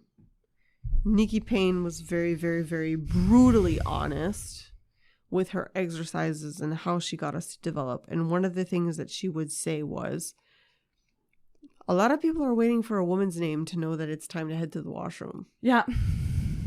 So she was like, you need to have a joke. Get them right away. Fast when you get to the mic. She would have us do drills like it was the fucking Olympics, where she would wrap the mic cord around the mic stand, and while us other classmates, students, would be clapping, welcome, whatever name, you had to run to the stage, sprint, get the fucking mic out of the fucking stand and the mic out of the way so fast and a joke out that nobody had time to get up. So that was a level of awareness of something that Nikki has lived with. Well, this her years and years and years of experience and her legendary status, that it's like, I think what you're living and what you're learning just by fucking living it, I got these checkpoints and these security blankets of like, these things might happen, whereas you're just living them. I'm learning by doing. Yeah, you're learning by doing. That's I find it really hard for me to talk about these subjects, because I just feel like it's such a challenge, and I never wanted to be a comic that was only funny to women. I always wanted to make the guys laugh, and I always would feel better if I knew men were laughing in the crowd, because I would feel like, women, I got them. We're good. But like, I want to crack these men.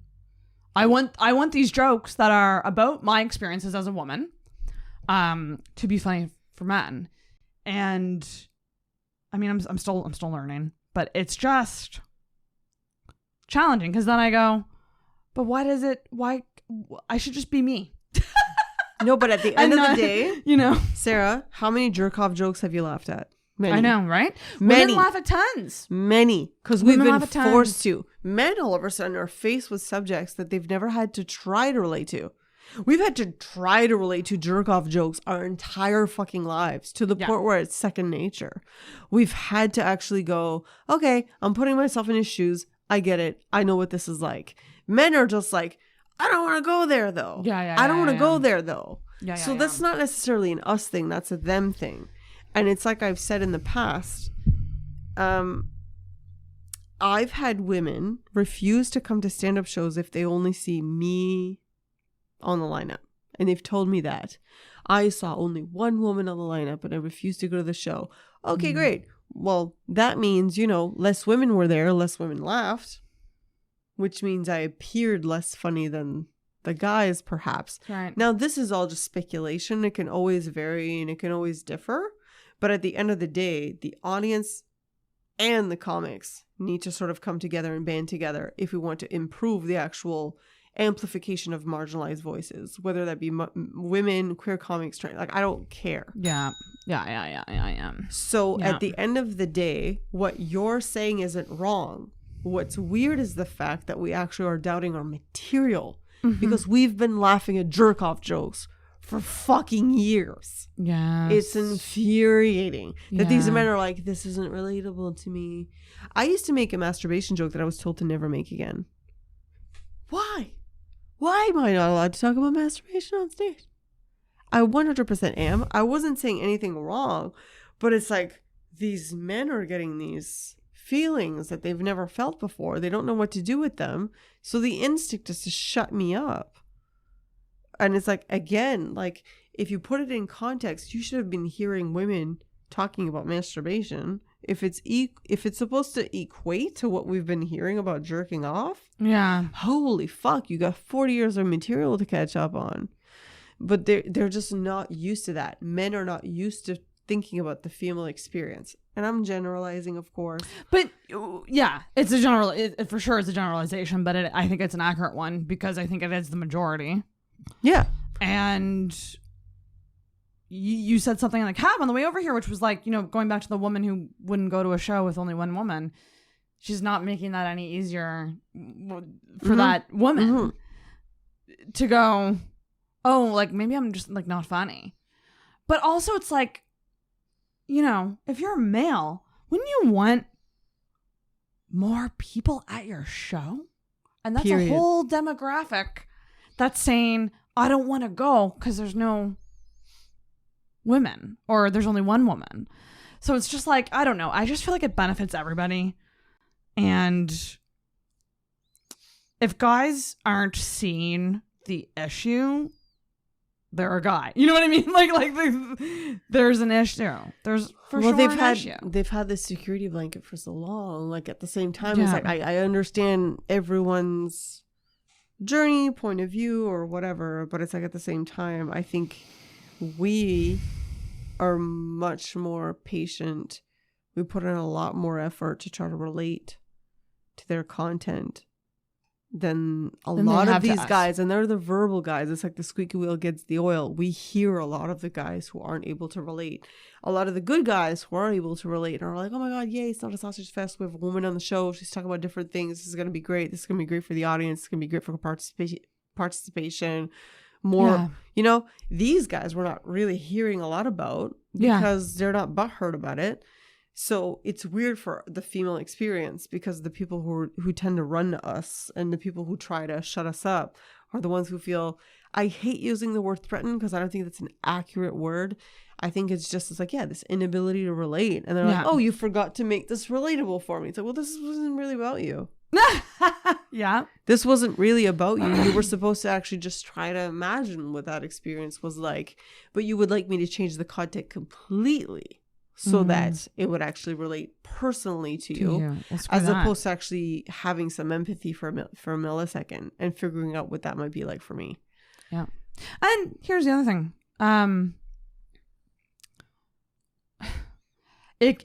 I feel like a lot of people lean on the, well, I just want funny. So if you're not funny, it doesn't matter what your sex is. And I go, that's fair. But I gotta see you actually listening to female comics sets because I gotta be honest.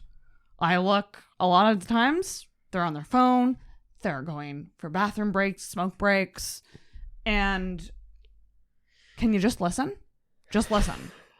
Just fucking listen. And yeah, you're gonna hear vaginas, periods, that like you might hear that stuff. But I just don't think you should make a judgment call on how funny someone is if you're not actually listening and you're not watching the crowd respond to them. You know? You're not actually giving that person a chance because you're prejudging. And it's just really, it makes me very angry. Yeah, I had one person once try to tell me, you know, you should make your material more relatable to everyone. Like not just women, we've but all to heard men. It. Most women have heard this. Yeah, and it was a very, you know, it was a set, like I know exactly what he was sort of talking about. I remember the jokes that I said that night. But there were 6 women in line waiting to speak to me after him. Yeah. And that's a very validating thing to have audience members want to connect with you and want to speak to you after a show. And I feel like saying, you can say whatever the fuck you want. There are literally 6 women behind you who can't fucking wait to talk to me because I finally said something that they connected with, which is what motivated me to get on the scene in the first place. So it's like, you can talk to me all day about how you didn't appreciate the material. It has 0 value. Yeah. These How six about women, you? these 6 women, and every single one, I used to have this joke, I don't know if you've ever heard it. It was about wanting to take a shit after a first date. Do you remember that one? I You think ever so. heard it? Yeah. Yeah, these 6 women were like, holy fucking shit. And I was like, I've lived that. And I didn't realize how we don't even talk about that between girlfriends. Yeah. I would never call a girlfriend and be like, oh my God, he was at my place till 2 p.m. in the afternoon and I really needed to take a shit and he just wouldn't fucking leave. We feel so much shame about that we don't even talk about it openly amongst our friends. And I didn't. And I'm not saying that's the experience for everyone else. But having these 6 women want to talk to me about that joke specifically, Speaks I was like, I'm doing volumes. fucking something right. I don't give a shit if the booker, this was technically the booker, who was saying he was not really happy with my writing. And it was like, I understand what you're saying. I understand that has value for me to have jokes that are relatable to every human. Yeah.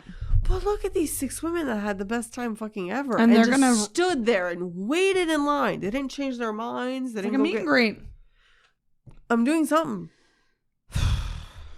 Yeah, and people have to separate their personal, what kind of company they like personally, and look at someone as what are they doing? What are they doing for the audience? Yeah, like filling the business void. It's like they're just like Yes. business class. It's like Yeah, I was seeing in Moncton, especially on the French side, no women. Like when it comes to actually Anglophone, like female comics, if you want to look at it that way, there was a lot more. right. On the French side, every French female comic had already moved to Montreal. It was making a life in Montreal doing it. But when it came to actually like the local scene, I went to 2 open mics and it was 8 guys both times. And I was like, where are the women? Yeah. And I was like, if it has to be me, it'll be me. And he gave me this really weird security blanket where I was like, if I'm a woman up there, at least I'm talking about something else than what these guys are talking about. And it oddly gave me the sense of purpose, which made me forget stage fright, anxiety, nerves, public speaking fear. I've never done an oral presentation in school ever. Whoa. So everyone who was hearing I was doing stand-up was like, what the fuck? She couldn't even fucking do a presentation at school ever. My God. I'd done a play or 2 in high school. So like by that point, I think is when I figured out that it wasn't the end of the world. Right. But that's what gave me my security blanket. It was like being like, there's no women up there. And there needs to be this other voice than just dudes. And again, like when it came to the English side, I think that's where I found my people. Like in the sense like I have a lot of very close male comic friends and I have a lot of very close female comic friends, and they all have value. Yes. Yeah. Absolutely. But on the English side, when it came to like if you actually wanted to have a representative lineup and you wanted to make sure you didn't have all men, French versus English is a totally different ball game. It's a it's a lot easier to do an English lineup and make sure that there's representation than French. So a lot of my motivation came from the French side, but a lot of my experience and my camaraderie and conversations about comedy and interests and development came from the English side. Wow. What advice would you give to a woman looking to get into stand-up? This crazy thing that we do. I'm going to put the camera on you and I'm going to grab water, but you go. Oh my God, it's all about me. Sarah's leaving. Okay, so honestly, I think the most important thing ever is to remember that every point is a valid point. Every experience is valid. And so we tend to doubt ourselves a lot when it comes to our actual premises and our actual point of view. And that's not an automatic, that's a generalization again, but I think your experience, your feelings, your emotions, your perspective, your point of view is 100% valid. Whatever that is authentic. The important thing is to actually keep a pulse on what your emotion is related to those things. If you're frustrated, if you're terrified, if you're whatever, because all of that is actually where comedy comes into play. What makes a joke or content relatable is the emotion, not necessarily the actual content.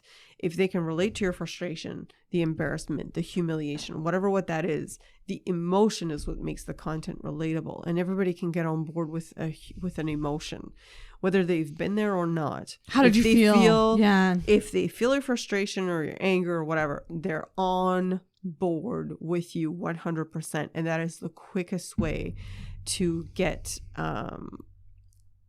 I don't know what someone to relate to you. Yeah, it's relatability based. And also, I really, really, really like to tell comics, everyone's been forced to listen to a Britney Spears song from beginning to end when they didn't really feel like it. So whatever you do up on that stage will be better than that. Like worst case scenario, they don't remember you. You go to an open mic, you do a 5-minute, they don't remember you. Mm-hmm. And every single comic has an amazing story of a night that they bombed. If you bomb so hard that it becomes storytelling worthy, then you have that fucking shit is hilarious. That is a badge of honor. It will be funny. Will it be 2 months from now or 2 years from now? That's to be determined. It's also character building. It's character building, and you get that nugget. Thick skin. Because at the end of the day, I remember telling I've said this a bunch of times now, but when is the last time you bombed? And I would go, I don't see a bomb as a bomb because it's a learning experience. It's an attitude thing.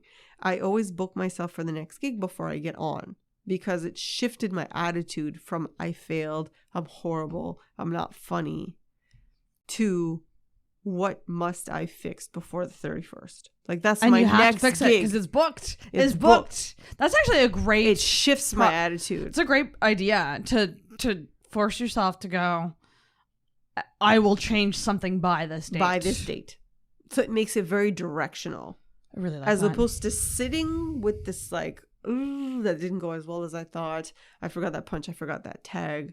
I stumbled on my words. I go, okay, what do I need to fix before the 31st? So I've always done that, which is why and then you, even if you just do a little bit cycle. better, even if you just do a little bit better the next time, that's a good thing. Exactly, but even if you don't, it's another all learning part experience of the friggin' journey. So that was a big part of my process, was me really self-controlling my own anxiety and how I was coping after shows and directing it in a way that I felt was more positive. But yeah, when it comes to women, men have bad crowds. They don't have bad sets. And I think women tend to really knee-jerk to, this isn't for me. And that's really disappointing. Like I honestly consider myself, I'm not 100% tops when it comes to my own mental health. But I have a lot of women contact me when they consider quitting. And I have no problem reminding them that's part of the journey. Nobody deserves to go in an interview one day and go, tell us about a time you bombed. Well, honestly, I've never said a joke that hasn't fucking killed. Like, who deserves that comedian experience? Nobody. It's par for the course. There's ups and there's downs and there's peaks and there's valleys. So when you go out there, yeah, you're coming out swinging. You want to have the best fucking set possible.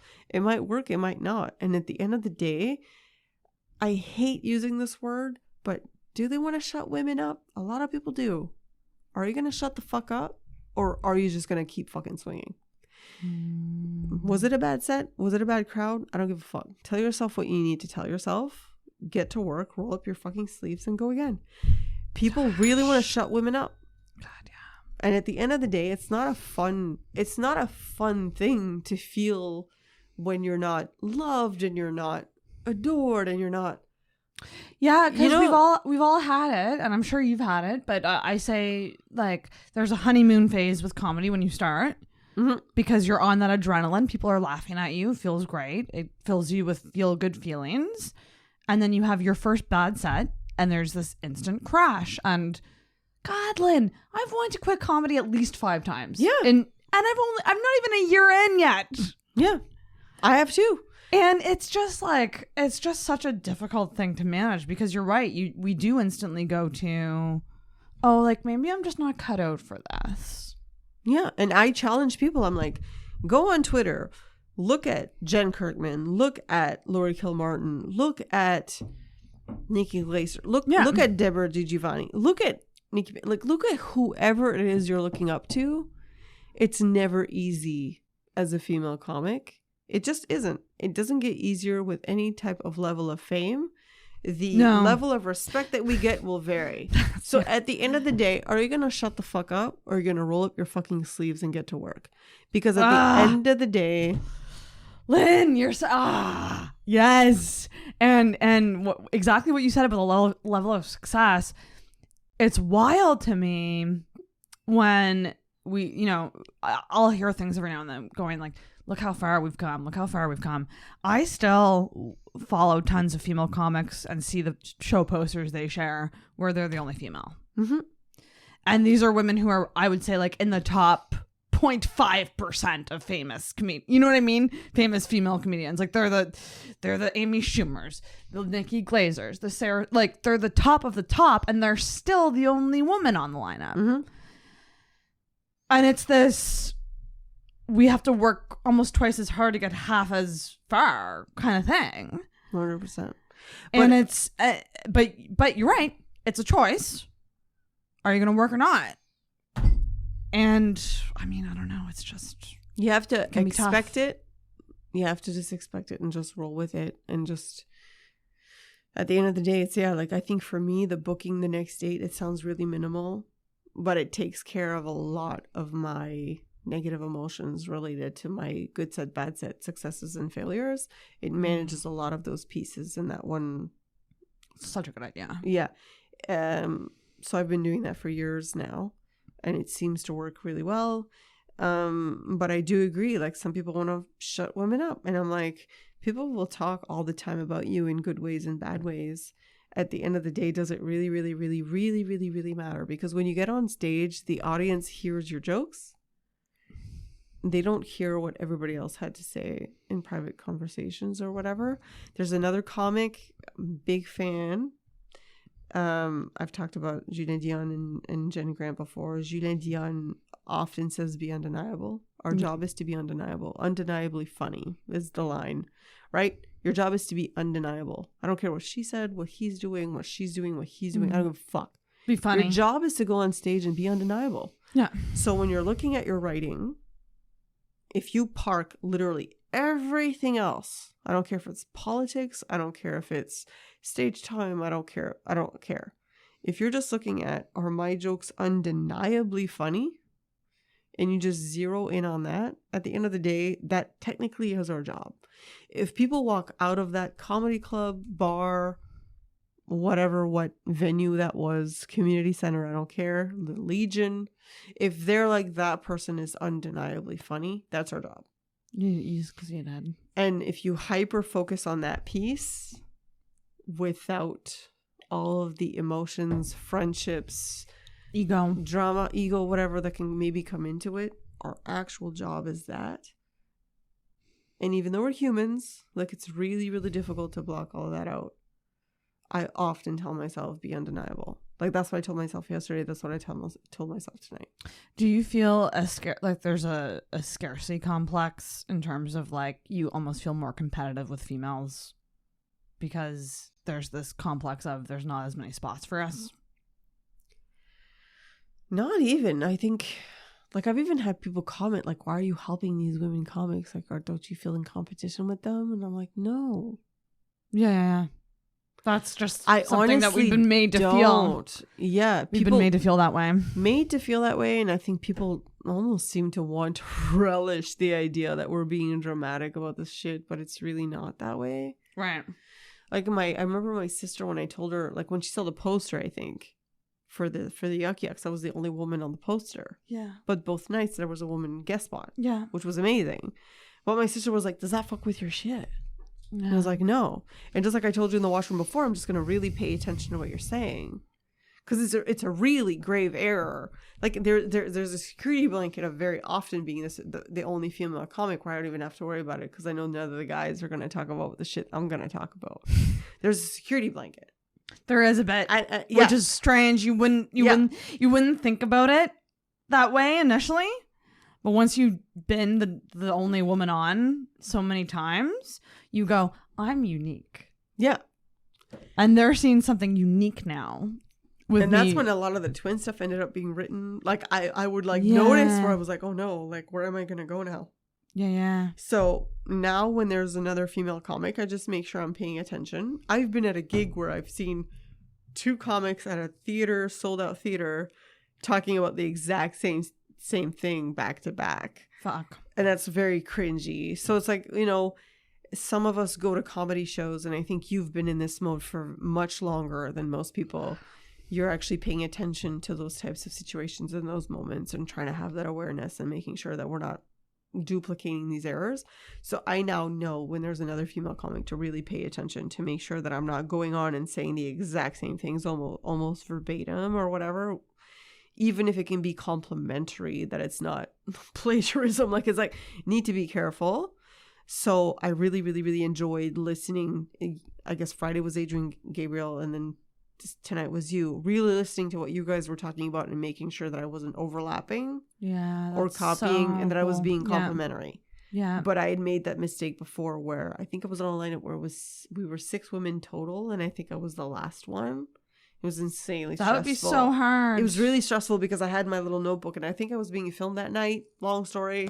And I was sort of like, every single time a woman was going on, and that's when my twin stuff ended up being sort of solidified, because it was the only stuff I could really bank that nobody was gonna touch on. And that's a great point about writing specifically to your life so that no one can take it. Yeah, but I'd been the only woman for so long. I felt like such a fucktard. Like, I just showed up like, no, it's gonna be the best, and then I was like, 6 women, and you're going like I think it was a 13-person lineup. I was like, oh my God. Those. I was like, oh my God, we've never been, this was on the French side, like, we've never been 6 women again.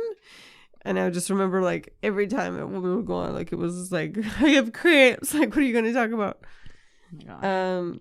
But I realized at that point, this sounds really silly, but I really like talking about this, the straight white man experience and their writing process. And sometimes that maybe that's why they seem to progress faster than we do, because they have that pressure all the time. It was like this really odd moment where I was like, do straight white guys have this all the time? Because there's so many of them all the time. Oh my fucking God. Like, I still remember being in that room trying to hyper focus on the fact I was being filmed and going, like, what is this pressure that they have? And is that what's actually propelling this, like, unique writing?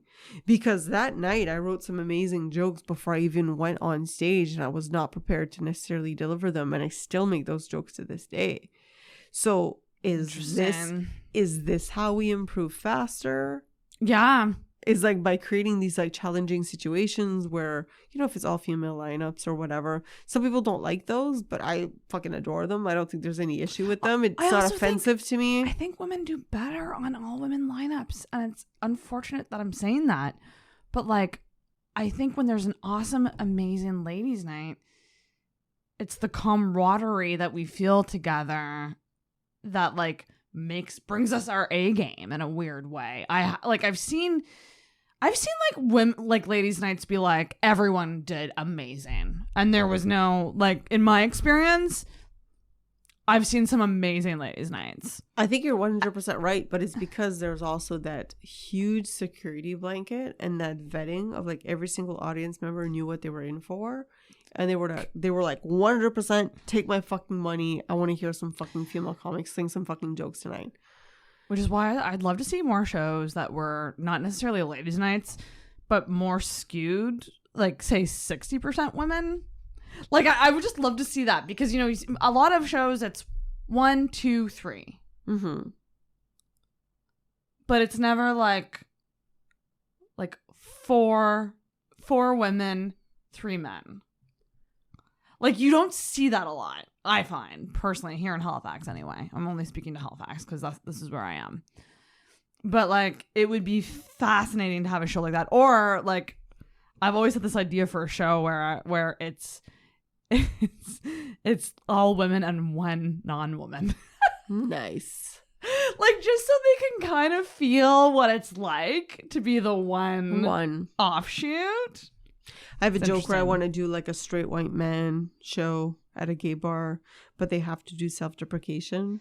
But then I have a panel of queer judges that can rebut and rebuttal.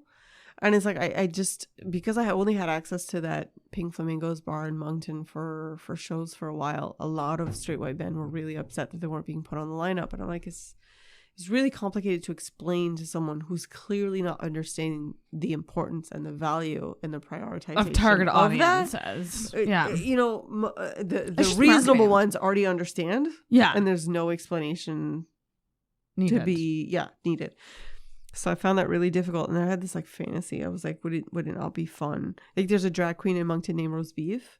Oh my gosh. And I liked calling her Roast Master, Roast Beef, like roast. Yes, do a roast And with roast I beef. love this idea of being able to do something like that and to force men to self-reflect and do self-deprecation humor for a minute. Yeah. There was something interesting about that. And some men, I talked to them about it, and they were like, oh my fucking God, that sounds like a really fun challenge. I would really love to do it. It's like an odd version of a roast. Like, it's not a roast, but it's like being open-minded to perhaps being roasted by the panel while still actually doing self-deprecation jokes. And I haven't done it yet, and because Yes. it just hasn't hit that level of priority yet. Right. We were so starved for stage time that it just wasn't necessarily time for that. So I haven't done it, but I'm still talking to people about it because I still think it would have Interesting idea. value to force the writing exercise of self-deprecation. Oh man, that'd be amazing.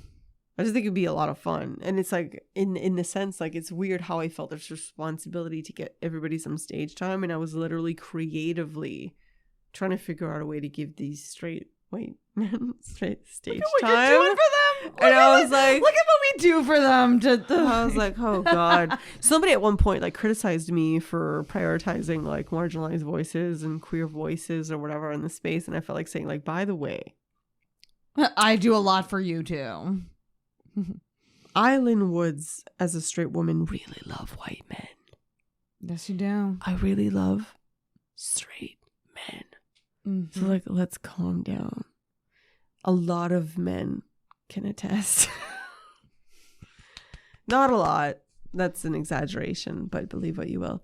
And it was just the funniest thing because he finally, like, the guy who was challenging me finally, like, sort of relaxed and was like, yeah, good point. I was like, I'm a straight woman. Why would you think I would keep straight men from my fucking lineup unless I actually gave a fuck? Like, I'm like, you know, like, I would really rather mingle with the single white, like, or single very well-endowed men. Anyway, whatever.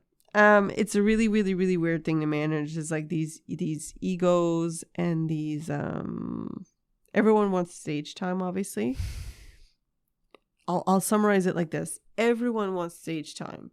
Some people are able to see it from the perspective of the audience and what's beneficial for the actual scene. And some people are just very selfishly ego-centered and then go, like, why would I be excluded from this opportunity, without seeing that the actual approach was actually beneficial towards the actual. If we have less people coming to shows, that's a problem also. Yeah. And it's like that kind of management. And when I was able to actually convey that to some of these straight white dudes who were sort of upset, it was like, it's not an attack at all towards what the actual New Brunswick, where I'm from, what the actual New Brunswick extended scene is. It's not to rebel against how certain open mics are run. This is literally me asking a space for a night that is good for them to have an event, so to pour money into the bar, because open micers don't need money. We need stage time to practice. What's a night that is mutually beneficial for us comics to work on our art form and our craft that will bring money into your bar so that you can go ahead and pay your drag queens? What is that night that we're just helping you profit so that you can go ahead and keep your bar alive? And it was really a delicate maneuver to have to explain that. Yeah. The purpose was not like, I feel like I'm deprived of my time, so I'm going to phrase it this way or book my shows that way so that we can have our own space. It was like, no, it was never about that. It was about the audience. It was about making sure that we sold out as much as possible. And it was about making sure that that bar would actually make a profit. You're doing what's best for the scene. The scene Overall, and it's also, you having a successful show is only contributing to the broader picture. Yeah. And like there's so many shows that you could do. Let shows happen that you might not be suited for, you know? Like yeah, and like, it felt so selfless to me, and to be it for it to be perceived as selfish. oh my gosh. I was like, no, like I'm just really trying to just help people get stage time. my God. And trying to help this bar out in a very innocent way. Yeah. Because that's how I approach bars to do open mics, is literally, what's a slow night for you? What would be a beneficial night for you to have an event to promote that might actually get more people into your space? That's right. That's how I approach it. And it's been sort of foolproof thus far. Making lineups is tough. Picking people for shows Lineups is tough. is tough. It's always a tough thing. But honestly, English versus French is a cakewalk. In New Brunswick, we don't have a lot of open mics. So if I put an ad, like if I put a post for open micers, I get signups from St. John, I get signups from Fredericton, Bathurst. Like they kind of come from all over the place because we're so limited. Yeah. It's not like Halifax, which is Way in and of itself, I'll say self-sufficient. You still need to travel if you actually want to test material in different spaces or whatever and see how sort of universal your material is. But in New Brunswick, it's a lot tougher. So if we put out a call out, it's pretty fun. On the French side, however, I really have a tough time. Wow. I love so many of the French comics that we have. So I don't know if it's a timing issue or what it is. It's just a lot harder to get a lineup together. Man, you're a hustler. We're over 2 hours, Lynn, so we gotta wrap it. We could talk all night. I know. And you'll have to come back. Okay. Because we didn't get too personal in this one, but we had a lot of really great conversations. But I'd still love to have you back on another time. Talk dating, relationships, all of that. I'll but date. One last segment before we go. Okay. Don't hate me for this, but it's time for an unpopular opinion. Unpopular opinion. Do you have one? Okay, so I'll go back to my list and you can tell me what you think is interesting. She has a lot. I tried to think of things that were funny. Okay, so reading and writing are opposites. Writing are opposite to each other? Like, I really love writing. I hate reading. And people don't get that. I'm like, why would I be reading if I could be writing? I'd rather create. Like, to me, it's performing versus being an audience member. Much like performing stand-up versus watching stand-up. I'm like, to me, they're like two different things. Interesting. And people get really upset about me with that. Or people get upset with me about that. Okay. I also wrote my fave comics do not necessarily reflect my style. A lot of people get really mad when they ask me who my favorite comics are. And then I'm like, I'll name them. And they'll be like, that's not what you were like. No, it's not. And then the other one is that I think all cars should be bumper cars. Too funny. Well, let's dive into that. I like the first two for sure. So reading and writing. Say it again. Reading and writing are opposites. People will assume if you're a writer that you're an avid reader. I'm not. I'm not either. I hate reading. I hate reading. I still read a lot, but not like books. So people get really livid when I'm like, I'm a writer. I'm a writer. And they'll be like, why can't you name me the last 6 books you read? And I'm like, I don't know. I think I copy style. My first language is French also. So I think for a very long time when I was reading in English, I would copy style and mistake it for language. So I was fucking up. And so for a long, long time, I would just read the same books over and over because I knew I wasn't writing like that. So it felt safe. So people get really mad when I say that I don't really read. And I've been recommended a bunch of books. I bought them. There are some books I'm able to read because I know it's impossible for me to recreate. I'm a huge fan of, I always reread The Stench of Honolulu by Jack Handey. So, you know, Deep Thoughts by Jack Handey on SNL. I don't know if you've ever heard about them. No. So he wrote The Stench of Honolulu. I read like the same books over and over because I know I don't write that way. Interesting. Because I would get trapped. Like I remember submitting assignments at the Vancouver Film School where I went, and they'd be like, this is exactly like, and then I'd be like, oh my God, that's exactly like, and I wasn't realizing I was doing that. Whoa. So I get really weird about reading. I'm like, I can't read because if I read, and now that I'm a mom, that's even harder because I have such limited time to write. Why the fuck would I read? Yeah. It's my time to create. To me, reading and writing is the difference between creating and being an audience member. They're similar. I certainly don't. I have a hard time enjoying comedy now that I do it. That's normal. Like watching it and going, I'm too analytical at this point about it.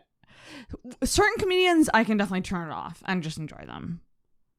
But usually those comedians have a far different style than me, and they're just their own unique alien. And I can just sit back and watch. But I feel like when I relate too much to a comic, I'm just going like, oh fuck, like they did this cool thing, and I wish I could do that cool thing. And like, do you know what I mean? Like I just get too in my head about it, which is funny because you really think if you love doing it, you love watching it, but that's not always the case. No, I think do you like watching it? I do, but again, I think I'm very much like you because You're analytical. sometimes analytical, but also sometimes I'll hear a premise and I'm like, oh shit. Like the other day, I went to a taping of a French show, and 2 jokes were like directly things that I say. Now that's part of the collective subconscious. Like that's not plagiarism. Like nobody stole my bits.